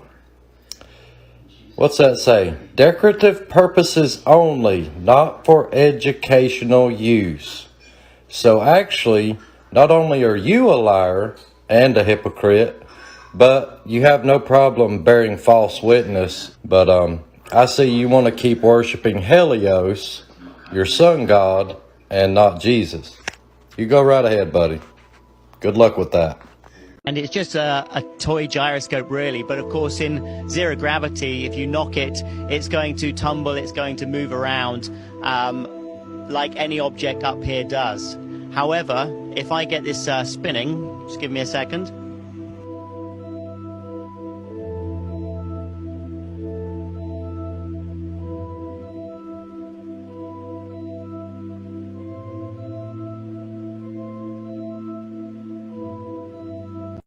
What up, fam? We gotta clear the air about a couple things. This is not what flat earth is, okay? You guys use this as a straw man to try to make the argument easier so you can try to defend your little cartoon ball.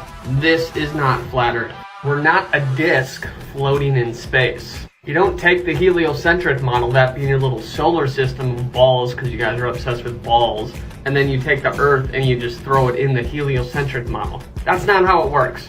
So yeah, we're not a disc in space, we're effectively the basement or the bottom floor of the entire Earth, and all the luminaries rotate above us, hence all observable reality. It would look more along the lines of this. We're effectively living in a giant pond, and there's land masses. Water has to be contained, that's why you have Antarctica around the edge, which is the highest continent on Earth because it's containing all the water. The luminary is rotating above us, and then the stars would be fixed in the firmament. That's why they reset as a perfect clock every single year. This is why ancient civilizations knew where we live, and then NASA came around saying you live on a blue spinning water ball. This is what you guys believe. Listen up. Alright, what makes more sense? 1.5 quadrillion tons of water sticking perfectly level on a ball that is spinning faster than the speed of sound while spiraling around a burning ball of hydrogen at 50 times that speed while chasing that burning ball at over 700 times the speed of sound. Or the Earth is flat and stationary just like we observe it, but, you know, don't use your senses by any means. So if you guys actually care to learn about flat Earth, go download the app. I guarantee it will answer every question you have, or at least have the resources to guide you in the right direction to find that answer. Here's my referral code. No, I don't get paid for this. It just shows you how many people you helped. Space is water. Where does the watery space begin? Where is the edge? Well, if we start listening to what the Bible tells us in some ancient scriptures, maybe we should listen to all of it. It says God placed the firmament in the sky to separate the waters of the heavens from the waters below. I have no idea what that means, but I'm starting to get an interesting picture. And then how did God create the flood? It tells us God opened the gates of heaven to let the water pour in on the earth. Okay, now I'm starting to see how you can create a flood. If space is water, it's starting to make more sense. And then suddenly, vacuum just becomes a myth and not a scientific fact. Because the simple basic physics of a vacuum in space just doesn't work. There are any scientists that actually just think about this, or physicists. The whole thing of vacuum in space is just not compatible with any kind of physics formula or physics that we can put to it. Where does the vacuum begin? Vacuum is one of the most powerful forces of nature. Where does that vacuum begin? We often get confused between gravity-free and vacuum. They're not the same thing. Just because there's no gravity doesn't mean you're in a vacuum. And just because you're in a vacuum doesn't mean there's no gravity. The two are not the same thing. So don't get confused by vacuum and gravity-free. What you can't do in space or in a vacuum, what you can't do in infinite vacuum is you can't propel sound. You can't have explosions, fire, propulsion, jet engines, rockets, none of this stuff. Can't do that because there's nothing to propel against. And then these guys on YouTube that make these vacuum tubes, they go, oh, look, I created a vacuum tube in my garage. I'll show you that you can propel a rocket in a vacuum. I go, really? You've lost your brain. You're comparing a fishbowl in your garage to the infinite vacuum of space? You really lost your mind, dude. And then you start watching like SpaceX sending a rocket up into space, and the very well-trained presenter that's got all the buzzwords. She knows all the lingo and all the buzzwords. And at one stage I was watching and she says, and the rocket is about to enter the vacuum of space. Really? And millions of people are watching this and they believe this, you see? They just, oh, the rocket just entered the vacuum of space. Where? How did it, where? Please frickin' explain that to me. In scientific terms, not in BS terms. Oh, you won't understand it. No, please try me. I want to understand this. Explain to me where that vacuum begins. And we start realizing that everything we've been told about the moon landing, space, is probably one of those big hoaxes. It is a tough one to swallow, but we're going to have to start swallowing it sooner than later. This is where you think you live. And the reason you think this is where you live is because it's been rammed in your head like a fucking jelly donut since you were 4. And fuck this stupid fucking thing. This is our plane of existence. Not only is the universe a plane of existence, so is the earth. All right? Here's the ice wall that goes around us. You know what it does? It holds all the water in because water needs a container, doesn't it? Yeah, it kind of does. And when you're wondering how seasons work, when the sun's in here doing this thing, these areas are warmer and this is colder. When the sun is out here doing its thing, these areas are warmer and these areas are colder. It's not that difficult. I mean, see right here on this flat earth map where it says June solstice, the sun moves around the tropics in a spiral circle. So the sun's doing this, right? And in the December solstice, what happens? The sun commences his northward journey again, returning to his starting point. So while he's out here doing this, then he comes back here. I mean, it says it right here, guys. Come on. No rocket science here required. When the sun's closer to you, it's warmer. When the sun's further away from you, it's colder.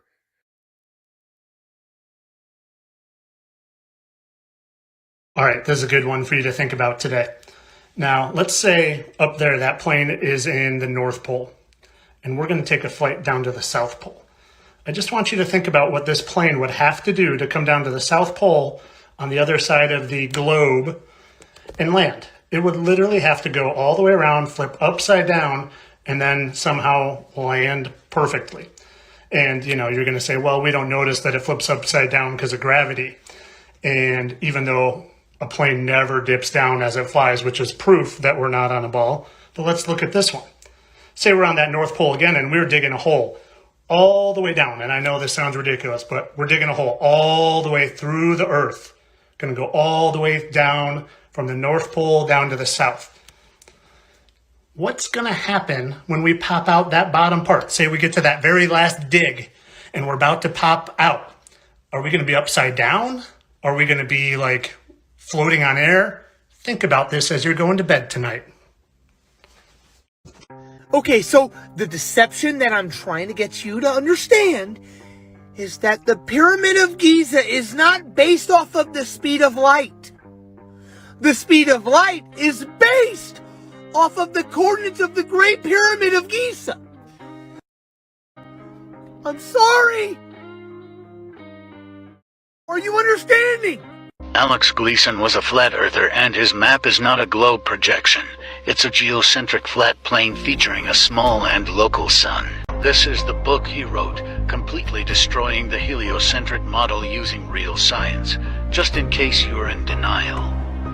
Gleason made our 24-hour sun work perfectly on his map along with the solstices and tropics. He states very clearly that it's the sun that moves over our Earth, winding in and out of the tropics, creating the solstices. How can this be a globe projection for the heliocentric model when it's depicting a geocentric sun? You can't even make it make sense. Facts are facts, and the facts say this is a map of a geocentric plane made by a flat earther.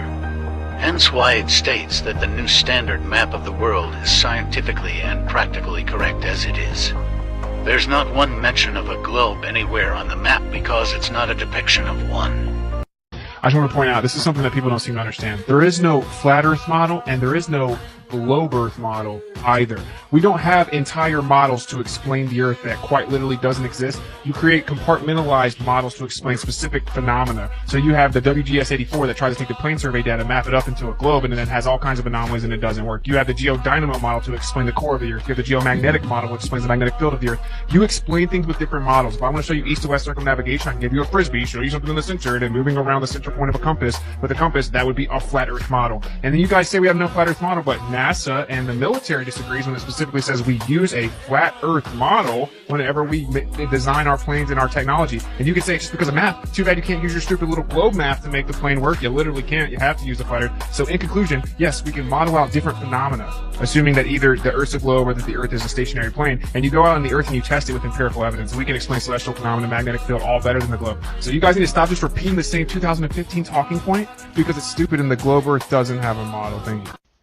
NASA claimed that this was a real photograph from space. I don't think so. There's this one video where the actor is going around a corner, and he is faded out before making it completely out of the viewer's sight.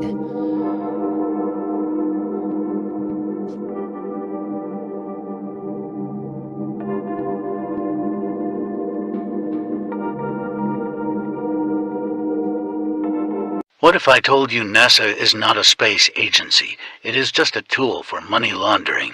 Space is fake, but the people love science fiction, so NASA sells this dream for the sheep a while. They count their stolen money.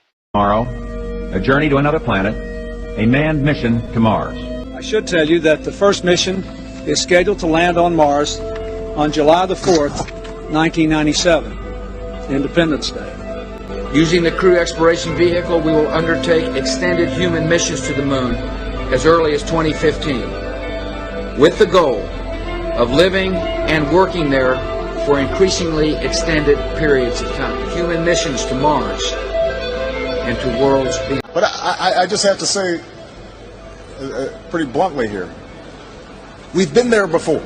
There's a lot more of space to explore and a lot more to learn when we do. Establish a foundation for an eventual mission to Mars, and perhaps someday to many worlds beyond. We dare to dream big, and that's what our country is doing again. We're dreaming big.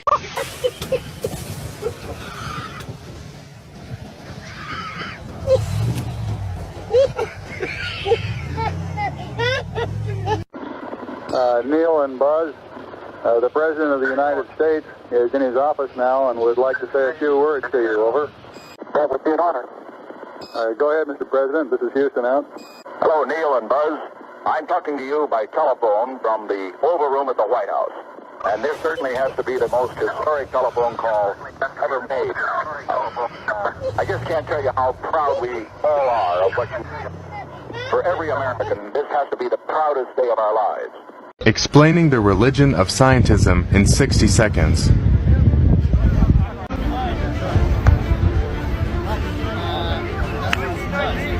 Bernard. Now finally for now, mysterious hole on a beach has caused a stir in North Dublin. A local astronomy enthusiast is hoping the crater in Portmarnock could be the aftermath of a cosmic event. It's a huge, mysterious crater that looks out of this world. But is it? The unusual hole on Portmarnock Beach stopped local astrophysics enthusiast Dave Kennedy in his tracks yesterday, and he's certain the small but heavy rock inside it came from up above. As you can tell by here, there's a scorch mark on this side here, so that would have been at the angle that it came down at. And it is weighty. I'm not sure if it's composition, but we're definitely going to have to find out. The striking hole soon caught the attention of passers-by, many hoping that what they're witnessing is the aftermath of a once-in-a-lifetime cosmic event. Right. The Flat Earth map dates back over 1,000 years. This map is credited to being created by a Persian astronomer, Al-Biruni, who lived between 975 AD to 1048 AD. It's the official map of the United Nations and also the United States Geological Survey. It used to be present in many places before the creation of NASA and the Antarctic Treaty in 1959. Here you see it with Admiral Byrd. This map has been restored by Dmitry from Russia with suggestions of mine, Eddie Alenkar. Known by my YouTube channel Flat Earth Banjo, I asked Dmitry to include the Bermuda Triangle and Point Nemo, a place deep in the Pacific where NASA buries rockets. Then Robert Tozzi, a professional mapmaker, came along and enhanced the map even more. There are many people now selling this map online, but if you could order it from my online store, I would greatly appreciate it. Visit my online store today and order one of the items. I humbly thank you.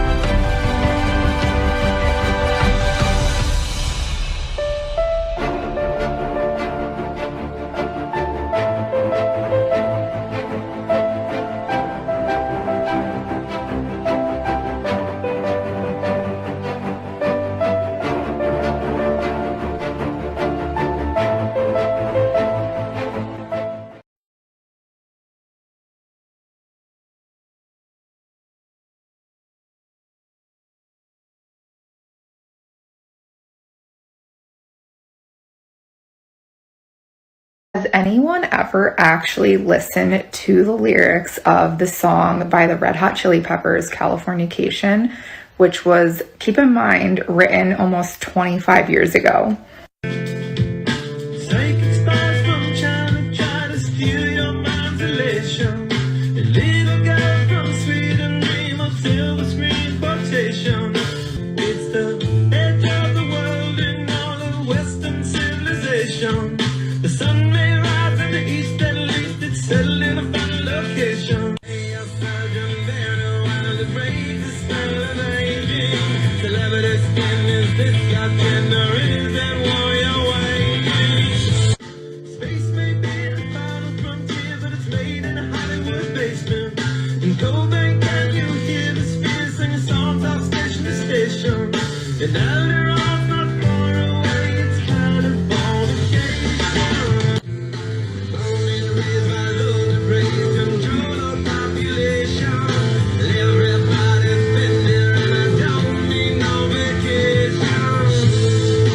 This is a Japanese train at a speed of 200 miles per hour.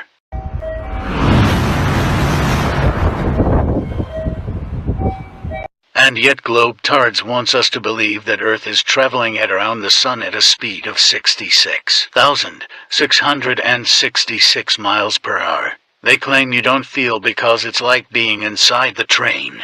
Last I remember, when you're inside a train or an airplane, you are protected by the fuselage and security doors. I don't see that when I lie down on the beach. All I see is blue skies and clouds going in all directions. Globetards are the most deceived people in the world.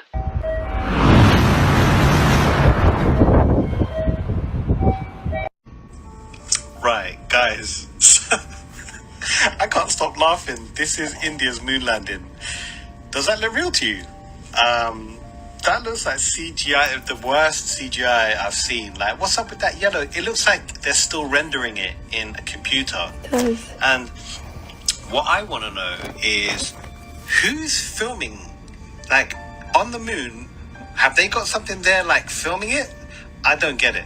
But Modi, the president, he does not look happy, man. He looks upset. He's like, my country's a nuclear country. We're a powerhouse. We're everything. And this is what we produce? This rubbish? It is so terrible. It's like Lego. It looks like Lego.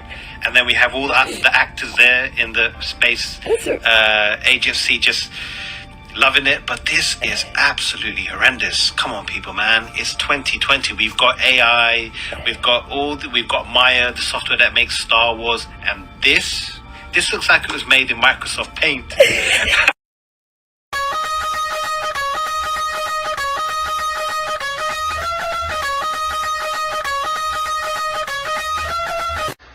This is a map that is downloaded in every autopilot computer. On every airplane that has autopilot, this is the map that it uses. The only proof you guys have for round Earth, the globe, is NASA. No information you have ever received has come from anywhere but NASA. NASA in Hebrew means to deceive. This is Antarctica.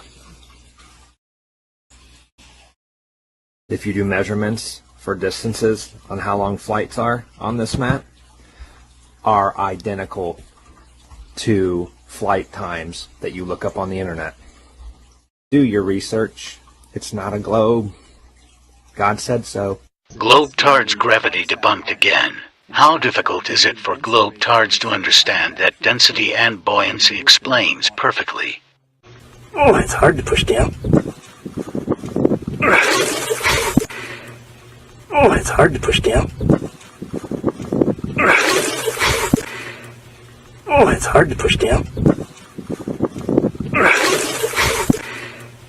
Oh, it's hard to push down. Oh, it's hard to push down. Oh, it's hard to push down. What's wrong now? What is it? Okay, guys, you open up your William Tyndale version of the Bible. This guy got publicly executed for translating it, and he died trying to get the truth out. So you go to 2 Samuel chapter 11, verse 11 right here. It says, Lord lie intents upon the flat earth. You see that right there? Flat earth. It's in Old English. This is a really old version from the 1500s. It's the truth. It's right there in the Bible. Elon Musk's missile supposedly supposed to fly around the earth or blast through the firmament. I'm still unclear as to why Elon Musk or anybody else would want this to happen. And what is that metal tip on top of the rocket? Let's find out, and you guys tell me what you think. Elon Musk said he's taking this most powerful rocket in the history of the world on the round the world tour. That's his goal, but it looks to me like his goal is to bust through the fucking firmament.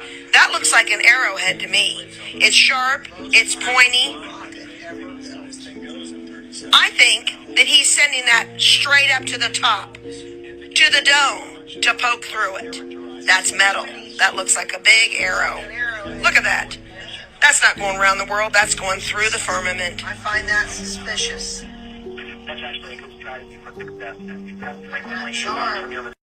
It's also a working model of a flat Earth with the waters above and the waters below, but most of you are not ready for that conversation yet. This company grows food inside domes underwater, and it works better than greenhouses on land. This project is called Nemo's Garden in Italy, and the food grows faster without the worry of temperatures or need of pesticides and insecticides. This really is a revolutionary idea, and if it's embraced, it will change the agricultural world forever. So far, they're only growing small plants like basil, strawberries, and lettuce, but if bigger domes were built, you could easily grow trees down there. It's also a working model of a flat Earth with the waters above and the waters below, but most of you are not ready for that conversation yet. This system will not embrace this innovative design capable of eradicating the so-called need for GMOs, because this system makes the GMOs. Therefore, it's up to the people to bring this method of farming into fruition. Otherwise, it will just be another project that gets ignored by the powers that be. Now show me food growing on a spinning ball inside a vacuum. Ultimate flat Earth proof. Astrolabes were designed for a geocentric universe, and they are as accurate as the path of the luminaries themselves. This is a geocentric clock based on the Earth being the center of the universe, not the sun like we are told by mainstream science. This is the oldest working geocentric astronomical clock displayed in Prague. They recently changed it and added a globe, but the mechanism inside is still geocentric. You can still find many examples without a fake globe. Just type geocentric clocks.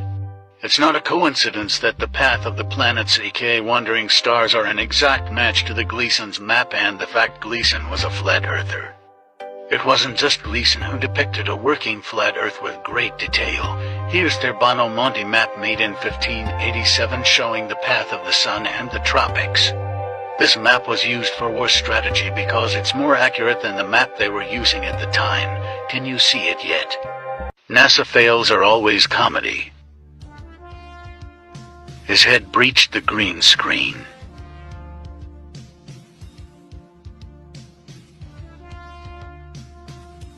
Three-layer CGI fail. Bang, and the astronaut is gone.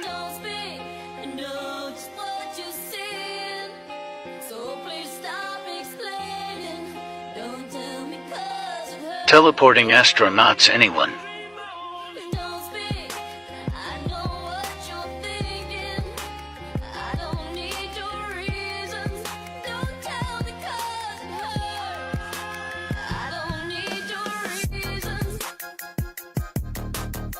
Scuba diver in the green screen pool. This is where they film all spacewalks.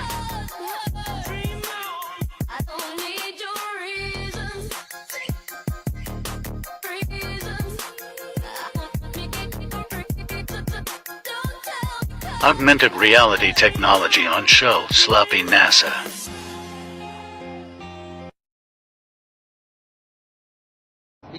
fully exposing the ISS and space to be a big fat lie, and still, people will believe it's real. Watch and listen as he drops a screw or clip in zero gravity.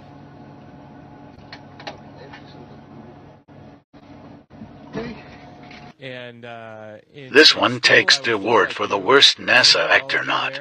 I tried my best. I didn't always succeed, didn't always do well, but I put my best effort into school. Math and science were kind of my favorite subject. I didn't really like English and reading too much, but I've since grown out of that, and I enjoy reading now. And I played a lot of sports. And all of that happened in a little town called York, Maine, across the United States from where we're talking to you right now. All of that happened in a little town called York, Maine, across the United States from where we're talking to you right now.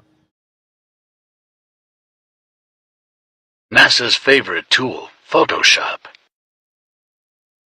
Thanks for watching. Like, comment, and follow at Mike Priest ARR for more content like this.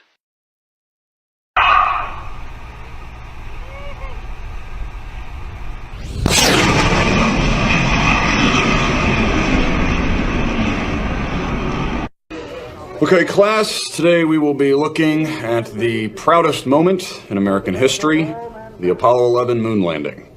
Here we can see Neil Armstrong taking that historic first step and becoming the first man to walk on the moon. Yes, Timmy? Who shot that? What? Who shot that footage? What do you mean? Well, if Neil Armstrong was the first man on the moon, then who's holding the camera? I'm going to step off the limb now. That's one small step for man, one giant leap for mankind. Well, Who's out there with the camera? No, I know what you're asking. I'm just... Very fine-grained as you get close to it. It's almost like a powder. Could have been like a tripod, or... No, it's not. Tranquility Base,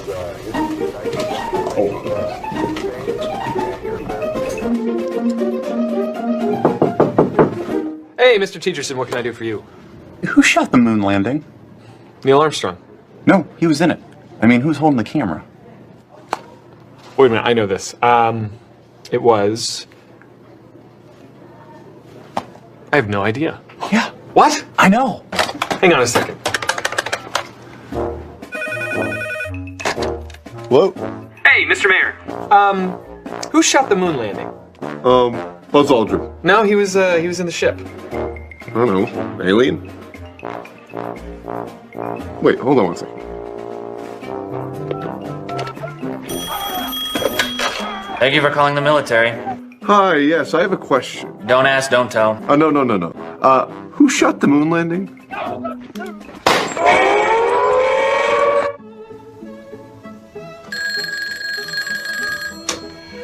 Obama residence. Yes, Mr. President. Who shot the moon landing? Who's asking that? Some kid from PS 139. Hold on.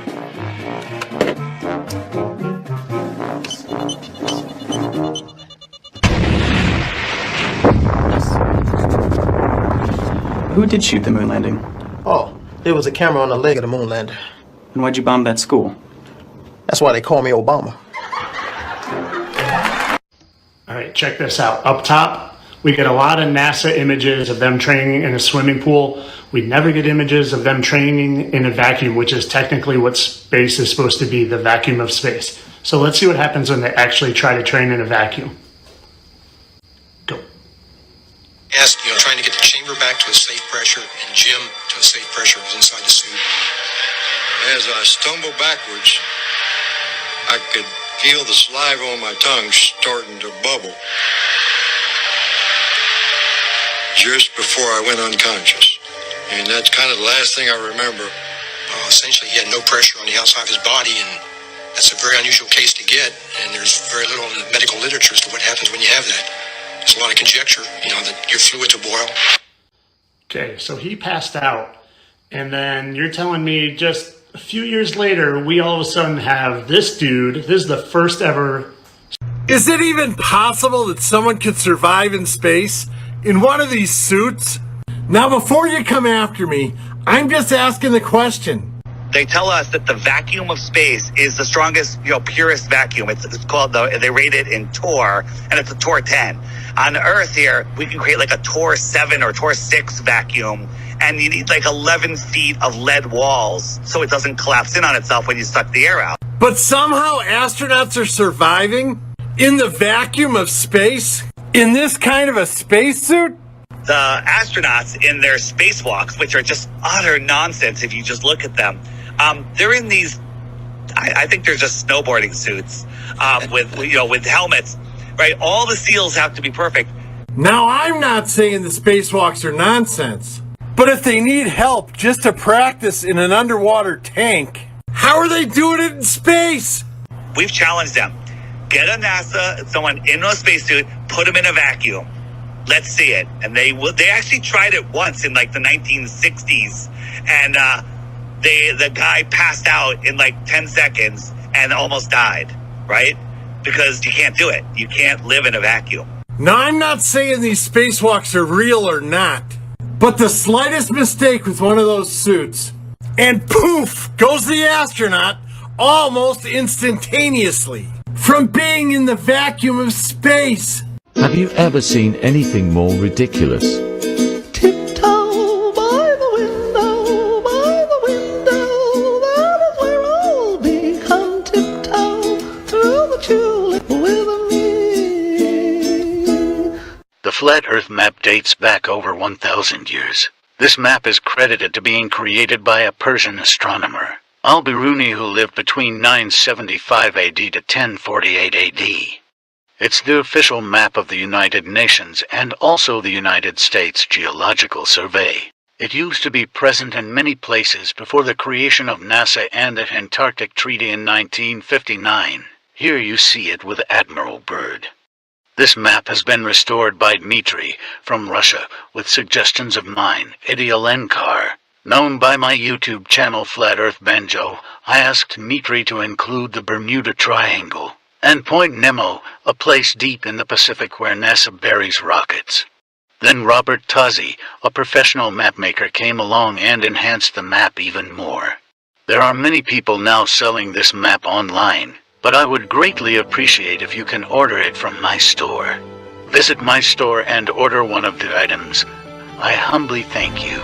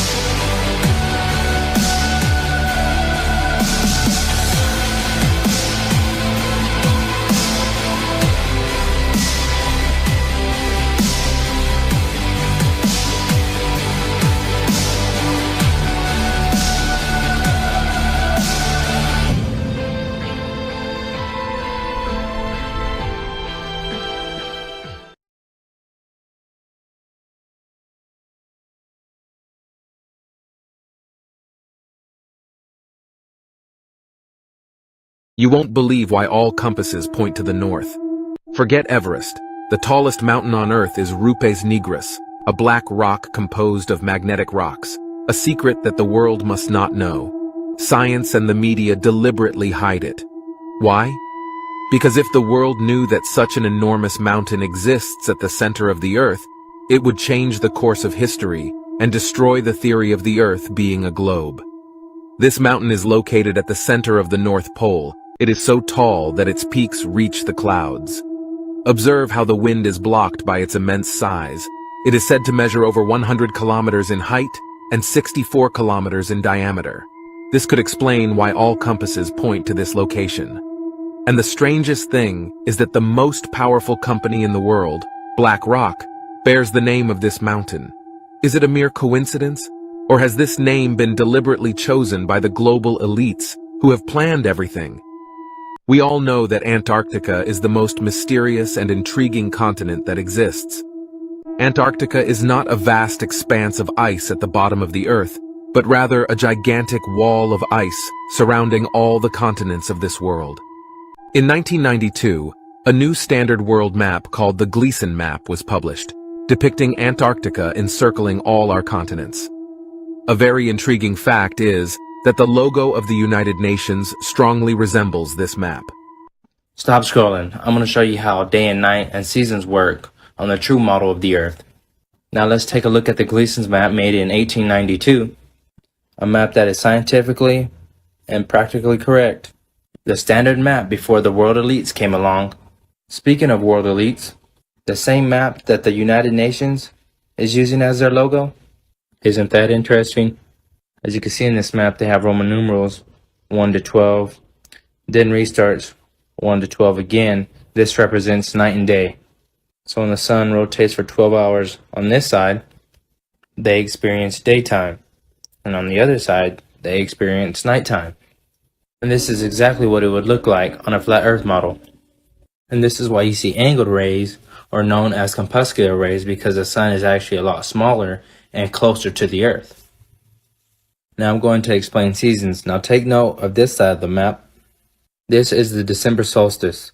So when the sun rotates on its outer perimeter over the Tropic of Capricorn, which looks like this, people up north would experience winter. And this is the June solstice, where the sun is rotating more towards the North Pole or over the Tropic of Cancer, which looks like this, where Alaska could see 24-hour days, and people in the south would experience winter. And you have fall, which is between summer and winter. This is the north, and as seasons change, the sun starts to rotate more south. Now these people, much better. Now they are lying to you because they want to hide God's true creation, and they don't want you to know how important you are. The visual representation of me going down the rabbit hole and coming out as a flat earther. Rupes nigra. What the hell is this? Well, it happens to be the magnetic center of the Earth.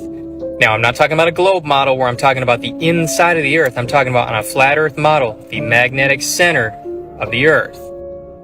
Here we can see it in the middle of all that. Yeah. Right in the middle.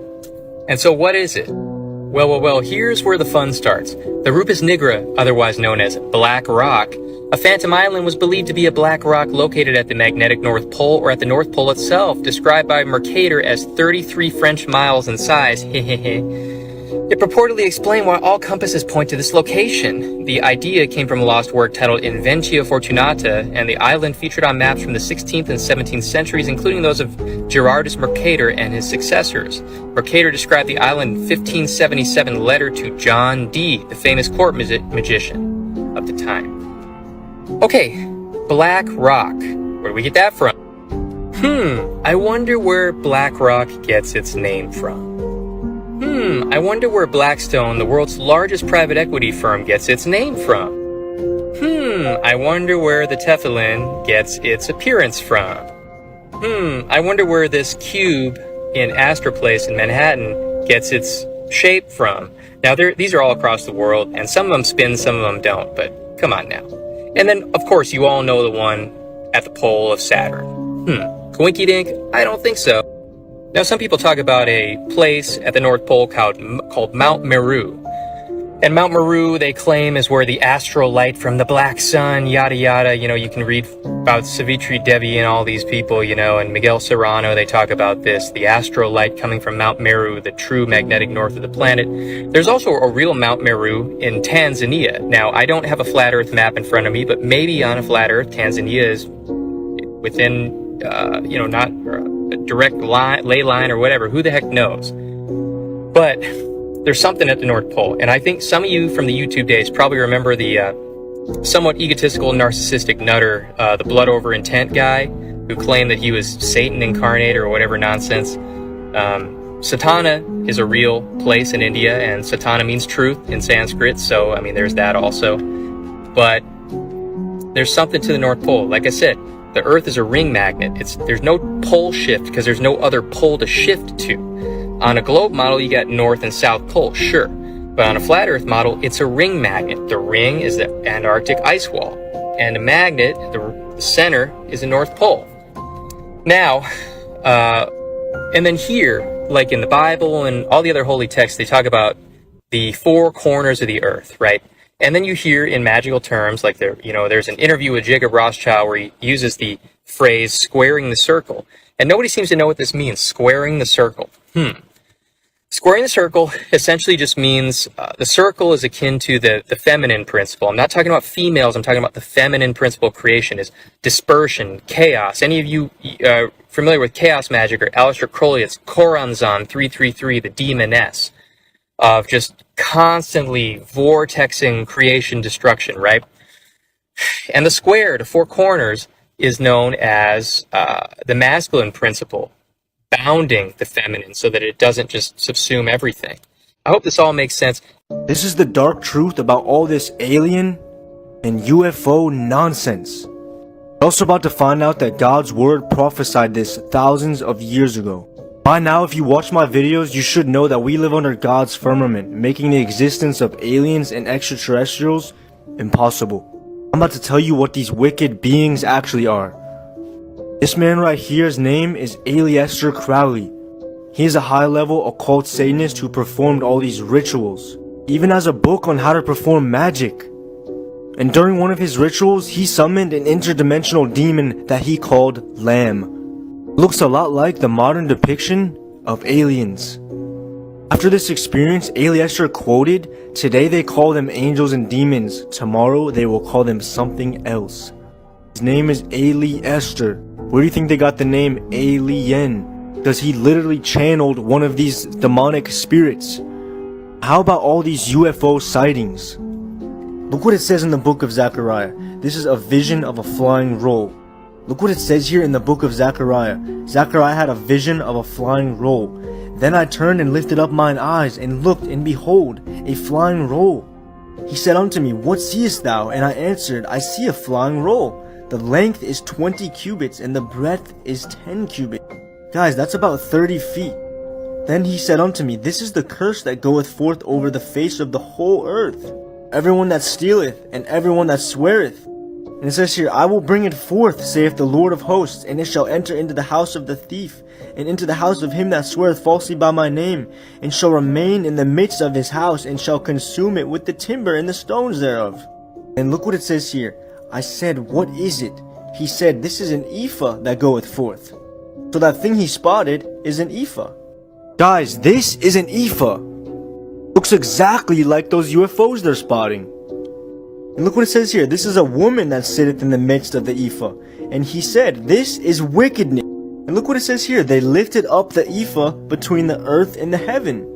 Guys, do not be deceived. Guys, Jesus is coming back very soon. Lord wants a relationship with you. Call upon his name. If you're a Christian that believes the Bible, then after I show you the earth is flat with only the Bible, you have to believe it. Let's get started. Where else to start but Genesis? In the beginning, God created heaven and the earth. And the earth was without form, void, darkness was upon the face of the deep, and the Spirit of God moved upon the face of the waters. And God said, Let there be light. Saw the light, and it was good, and God divided the light and the darkness. He called this the light day, and the darkness night, and the evening and morning were the first day. Here's where it gets juicy. And God said, Let there be a firmament in the midst of the waters. Let it divide the waters from the waters. And God made the firmament and divided the waters which were under the firmament and the waters which were above the firmament. At this time, land had not been created. Land is over here on the third day. The second day was the firmament. So it was only water, a vast amount of water. He divided it with the firmament. What's the firmament? The firmament, aka heavens, aka in the Hebrew, rakia, means a solid expanse. So it's a solid expanse. There is a solid expanse dividing the waters above from below. In between this expanse, there is space. Let's see how the firmament explained in Job. Hast thou with him spread out the sky, which is strong and is molten looking glass. Exodus 24, and as they saw God of Israel, there was under his feet, as it were, paved work of sapphire stone, and as it were, the body of heaven in his clearness. And above the firmament, the solid expanse, there was over their heads was the likeness of a throne, as the appearance of sapphire stone, and upon the likeness of the throne was the likeness of the appearance of a man above upon it. Once again, the word is rakia in the Hebrew, and it means a solid expanse, solid expanse, solid expanse, solid expanse, space in between.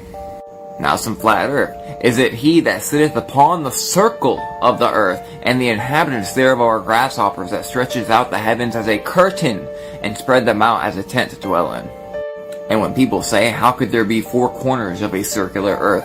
Just like this, they put a false image in your head to trick you from believing the truth. The firmament dividing the waters from the waters, because all it was waters. The sky is blue because of water, not reflection. Fear before him all the earth, the world shall also be stable, that it not be moved. We're not spinning, we're not flying through space, we are stuck, we are still. They are lying to you.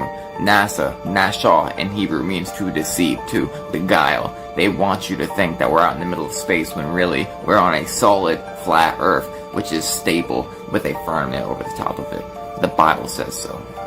Everyone thinks the Gleason map is a reverse engineered globe map, but you ever wonder what this little doodad is? Well, in case you guys didn't know, those are like hands on a clock because it's also a timepiece. It's also a map of the seasons as it tracks the sun's orientation through the summer solstice and the winter solstice around these two tropics here. But things get really interesting when you track this patent number and find that a man named William A. Eisenhower has actually made an addition to this patent and created layers that lay over top of the Gleason map. And wouldn't you know it, those layers have to do with our stars. Yes, a geocentric star mapping system, layer by layer. Layered to perfection to help them sailors find their orientation due to the stars spinning above us. But this isn't the only place you'll find geocentric star mapping. Look at the clock in Prague. It's a geocentric cosmological clock. And my personal favorite, the Antikythera mechanism, a geocentric astronomical calculator. When it comes to telling time and tracking seasons, geocentrism is where it's at. This is David Weiss's clock, and when I downloaded this app, I told him where I was, and you know what he told me? He told me where the sun should be at noon. So when that sun is right there, I know it's 12 o'clock. This clock, if you were to orientate it, whoop, and bring the 12 up to where about that 8 is, guess what time it is here? It's 12 o'clock. The geocentric map gives a geometric set of time zones. But the globe, look at this mistake. What? It's all mismatched and squarey and wiblob and wobular and it's globular. Look at it, it's globular! That word globular always grossed me out, and now I know why. So why would we want to go with the globe's time zones all choppy and strange and disoriented when we can go with the geocentric, geometric time zones? It's perfect. So please miss me with all that. The Gleason map is just a reverse engineered version of the globe. Guys, the flat map, maybe not the Gleason, but the flat map itself has predated any globe by centuries. And if you don't believe me when it comes to bringing it back to the old school, the Sumerians. This is the Sumerian cosmology, showing a flat, stationary plane with the firmament above. And what would you say if I spun it to you like this? Do you believe in the ancient astronaut theory? A lot of you do, right? So you believe these guys were coming down and giving sacred knowledge and technology to the ancient people. Okay, well, if they were coming down bringing them ancient knowledge and technology, well, don't you think that the depictions of Earth that they drew out was advanced as well? So back before these ancient cultures had the ability to communicate with each other, you know, they're all drawing up the same thing pretty much. And a lot of you believe that these star people came down and gave them all this knowledge. Really, what are the odds that all of these cultures, without travel, were able to pretty much draw up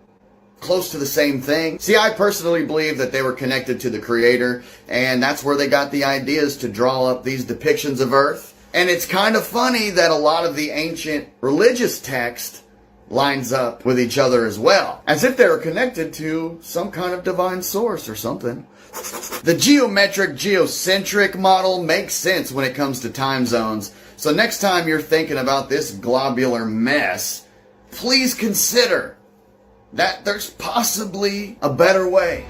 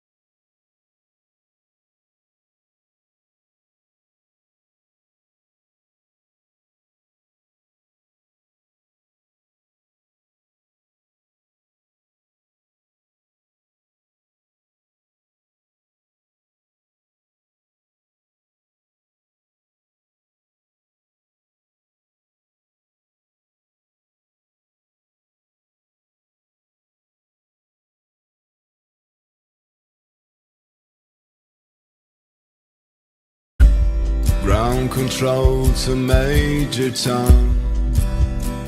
ODD TV. Ground control to Major Tom. Take your protein pills and put your helmet on. Ground control to Major Tom.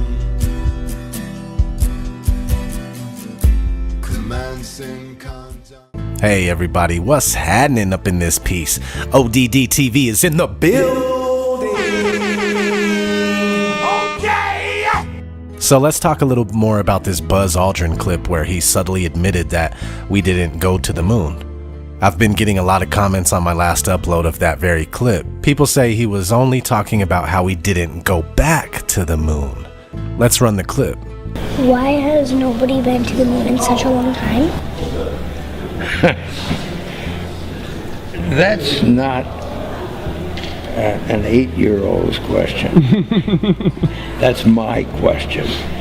I want to know, but I think I know.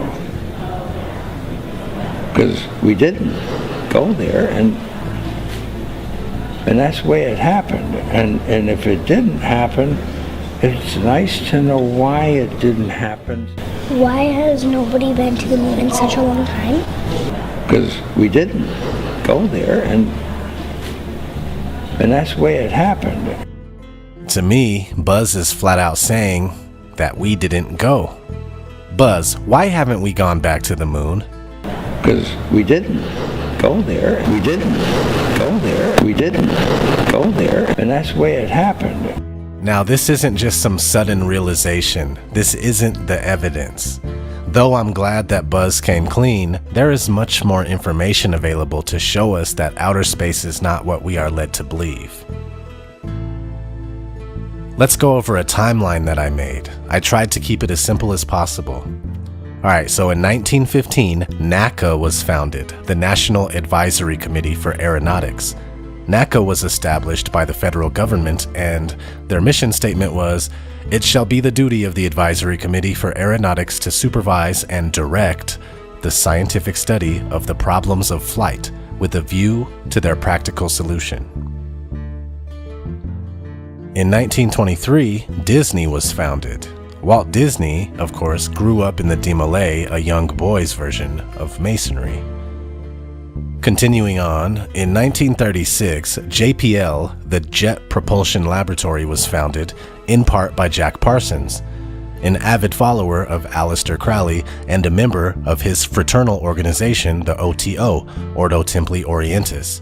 Jack Parsons also hung out with L. Ron Hubbard, the founder of the Church of Scientology, which holds sci-fi-like religious beliefs, including the belief of a galactic dictator named Xenu.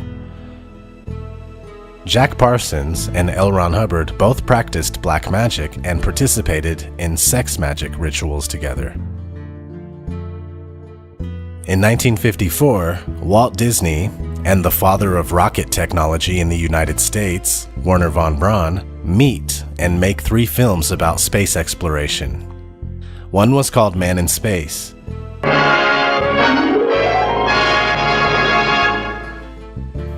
Here to introduce you to this new series is Walt Disney.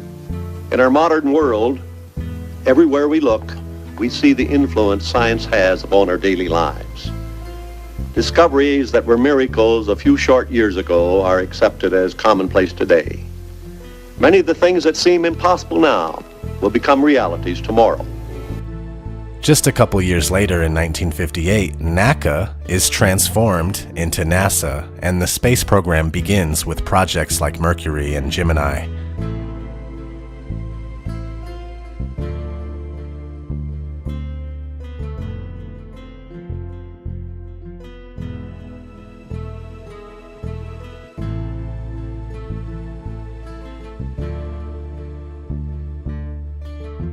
In 1966, filmmaker Stanley Kubrick meets with NASA employees as well as Arthur C. Clarke. Pretty damning photograph. 3 years before the first moon landing, Kubrick just happens to be running with NASA and a well-known author of science fiction books, who also predicted satellites in 1945. Arthur C. Clarke's work includes Childhood's End, which was made into a 3-part series on Sci-Fi Channel in 2015. Very interesting series with so-called aliens, but they look like the epitome of Satan, and they come to usher in the new golden age for humanity. There is no need to be afraid. In 1968, Arthur C. Clarke wrote 2001: A Space Odyssey. It was developed concurrently with Stanley Kubrick's film version. Fun fact, between 1968, when the movie was made, and 2001, when the movie takes place, that is exactly 33 years. They did the exact same thing with 9/11. The Twin Towers began construction in 1968, and they were knocked down in 2001, exactly 33 years later. Anyway, this not only served as practice for Stanley Kubrick, as he was given pointers on how space should be portrayed by Arthur C. Clarke, but this was also mental conditioning for the masses. 2001: A Space Odyssey was the #1 movie in the box office in 1968. And 1 year later, in 1969, Apollo 11 claims to land men on the moon for the first time.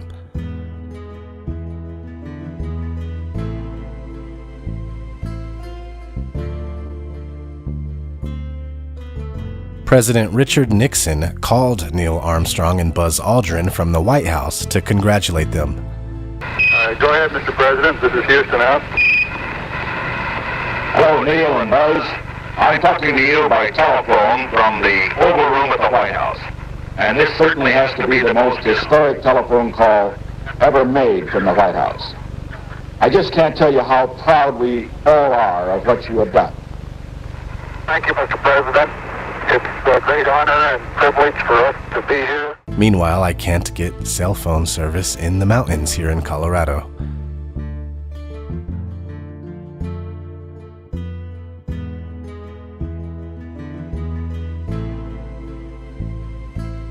Later on in the same year, Apollo 12 lands men on the moon for the second time. Then in 1971, both Apollo 14 and 15 successfully land men on the moon. In 1972, both Apollo 16 and 17 also successfully land men on the moon. So that's 6 successful moon landings between 1969 and 1972. And it just suddenly stops there. In 1981, Masonic Television, aka MTV, begins, starting right off with the usage of Apollo footage and continuing to use the Apollo program as their theme to further condition the masses on a wide scale, especially the younger generation. Make the Apollo missions cool and hip. Apollo missions, they're the hip thing to do.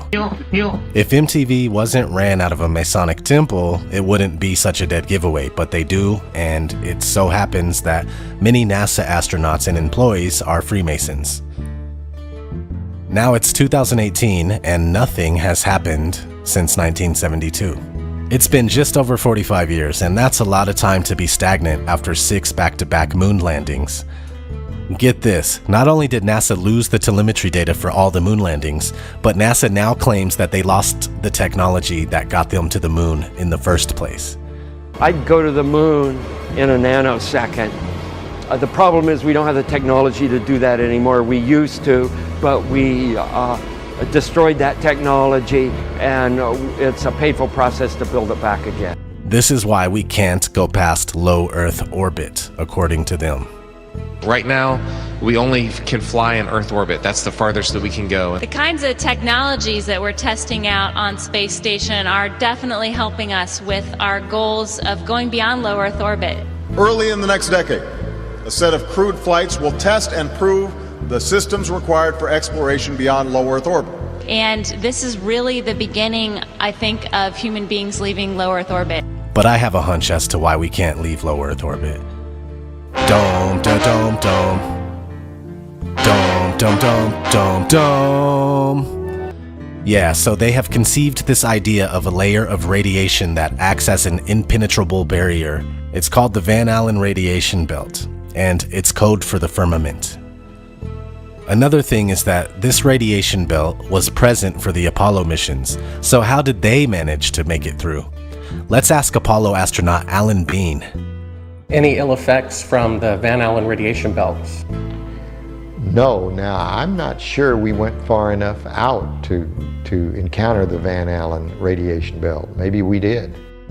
Beginning at an altitude of 1,000 miles and extending an additional 25,000 miles, lay lethal bands of radiation called the Van Allen radiation belts. Every space mission in history with humans on board, from both the United States and Soviet Union, from the first in 1961 to the present, has been well below this deadly radiation field. Mercury, Gemini, Soyuz, Skylab, the Space Shuttle, all maintained altitudes well below 1,000 miles. All except Apollo. I don't know the distance to the Van Allen radiation belt, and if we did, it wasn't a problem. If we were going to encounter it, then we would have had to build the spacecraft and the spacesuit to not give humans a problem. You don't just build something and hope it works. You study to see what the threats are, the environment is, and then you say, how thick do I have to make the metal on the spacecraft so that going through this kind of radiation or these kind of meteoroids, it won't get hurt. And so then we build it that way. The belts are 1,000 miles to 25,000 miles above the Earth. We went right out through them. No effects on your cells? Didn't even know it. I don't think anybody, well, maybe somebody said you went through the radiation belt, but we didn't feel it inside, and we didn't get any, added radiation. So you see, Team Apollo didn't know about this deadly radiation belt that would have killed them, so they weren't affected by it. Another interesting aspect of space travel is that it's not possible because thrust and combustion are not viable in a vacuum. Let's review a couple of experiments in a vacuum chamber that prove what I am talking about. First experiment, thrust in a vacuum. You see when I turn the fan on, it blows the feather all over the place. This is, of course, at atmospheric pressure right now. So since we're at Martian air pressure, let's unplug the vacuum pump and let's turn on this fan. And place your bets as to what's going to happen to this feather. Now the fan's only going to produce maybe 10 miles per hour worth of wind. On the surface of Mars, the fastest recorded wind speed is about 70 miles an hour. But let's say the superstorm in the Martian had wind speeds of 200 miles an hour, 20 times what we have here. To compensate for that, I imagine the feather is about 20 times easier to push over than a spaceship. So let's see what happens. Okay, fans on. And the feather's not moving. In fact, let's zoom in on that.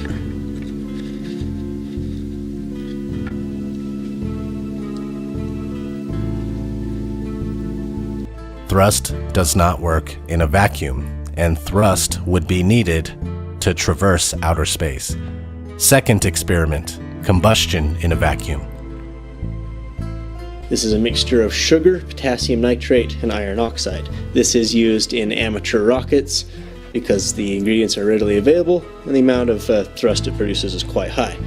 So let's light this on fire and see how it does. So this is in Earth atmosphere.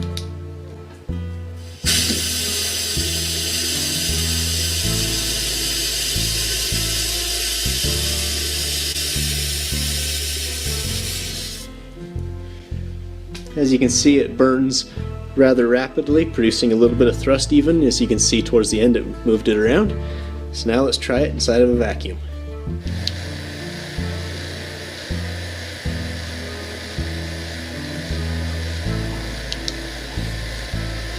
No ignition. That's interesting. Combustion does not work in a vacuum. This is a very big deal. Space travel falls on its face and breaks it, then dies with these two vacuum chamber experiments. Thanks, Cody's Lab.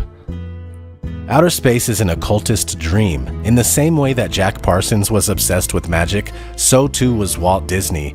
You can see it throughout his work with the likes of Fantasia, and you can still see it to this day with how they advertise for Disney.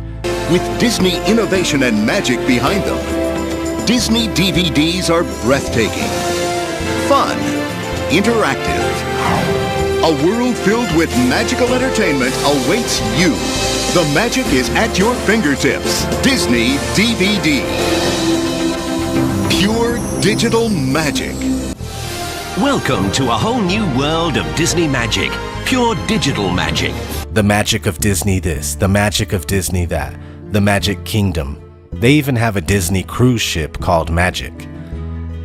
And just like Jack Parsons, Walt Disney was fascinated by rockets.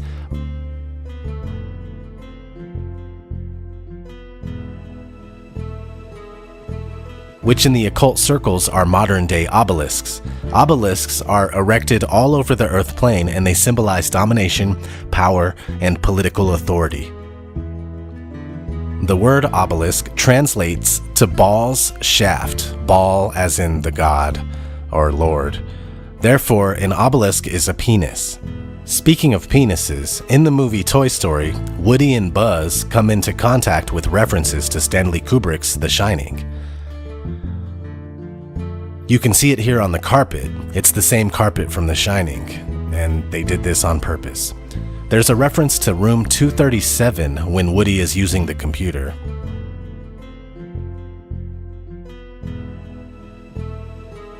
Another one on the garbage truck license plate.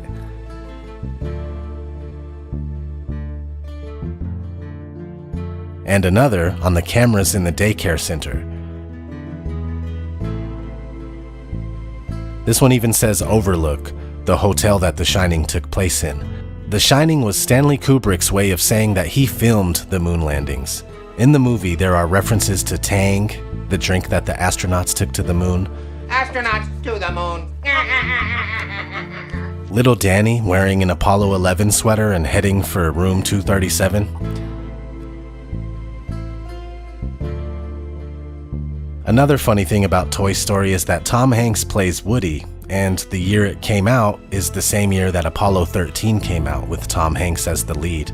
And Tom Hanks also was the executive producer, meaning that he was the main producer behind a project for a 1998 miniseries called From the Earth to the Moon. It's pretty clear that Disney and NASA are connected. Buzz, I can't believe you were actually in space! Yeah, it's true. I was the first space ranger to visit the International Space Station. Way to go, Buzzarino! Let me show you. It was a fantastic program between NASA and Disney to send Buzz up and did a tremendous education program, for children all over the world, and I was so proud. So when you're looking at this timeline, this is the timeline of deception with the space programs of the world, pretending like outer space is a real thing. And you can add in 1928, Richard E. Byrd started exploring Antarctica. And he explored it for years and years and years. And in 1956 was his last expedition to Antarctica. So we can add those two things to the timeline. And just 3 years after Richard Byrd's last expedition to Antarctica, the Antarctic Treaty was established in 1959, just 1 year after NASA was founded. So when you really look at this and pay attention to all this stuff as a whole, you can see that we're being lied to. It seems that they have found the limitations for how far we can travel on this Earth plane and how high we can go in the sky. But don't just take my word for it. I want you to research this. Whether you believe me or you don't believe me, research it for yourself. It becomes very clear that something is going on with the establishment of the Antarctic Treaty right around the time NASA was founded to gatekeep space. It's all there. Just do your own research. Anyway, that's all I have for this one. Thanks for watching. I'm gone. Trouble in space this morning as the International Space Crew attempted a spacewalk outside the station. Here's a live look at the astronauts. Well, I don't believe that's... Yeah, Where's their spacesuit?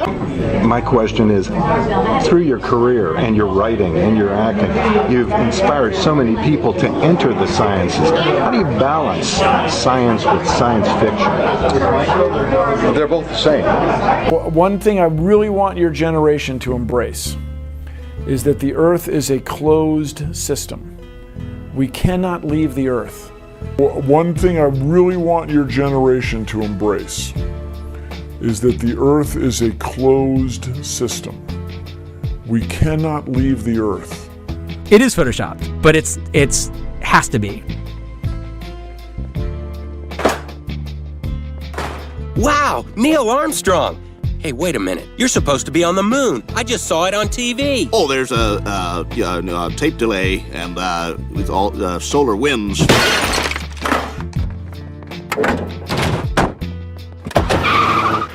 She always loved the pictures. It's an old federal textbook. We've replaced them with the corrected versions. Corrected? Explaining how the Apollo missions were fake. Folks, it's an honor for me to be working in this studio. This is the very sound stage where we faked the moon landing. And the JFK assassination.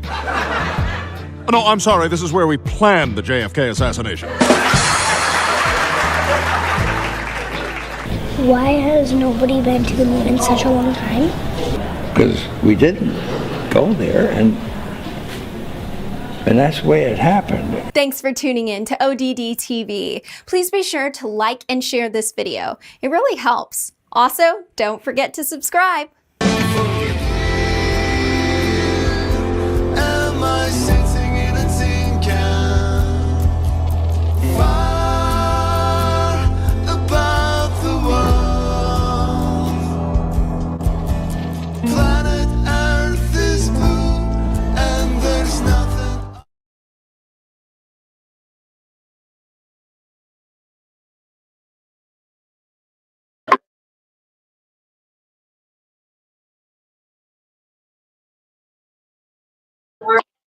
Miguel.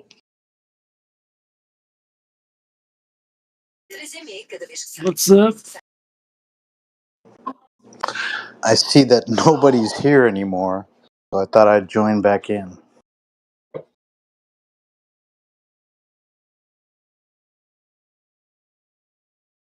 Maybe get a conversation. Sorry. Yeah. These days, most of the people here are in the politics discourse channel. Yeah, I noticed that. Yeah.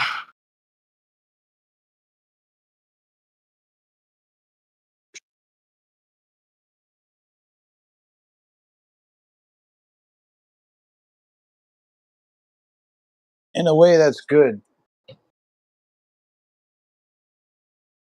Yeah, so if you see that room, I was watching a few hours ago, like 1 or 2 ago. There were 40 people there. Yeah.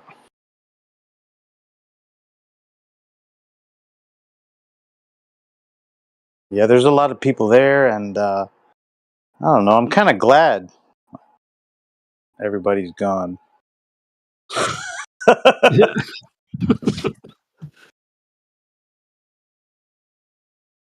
Globers are gone. Anti-flat earth guys are gone.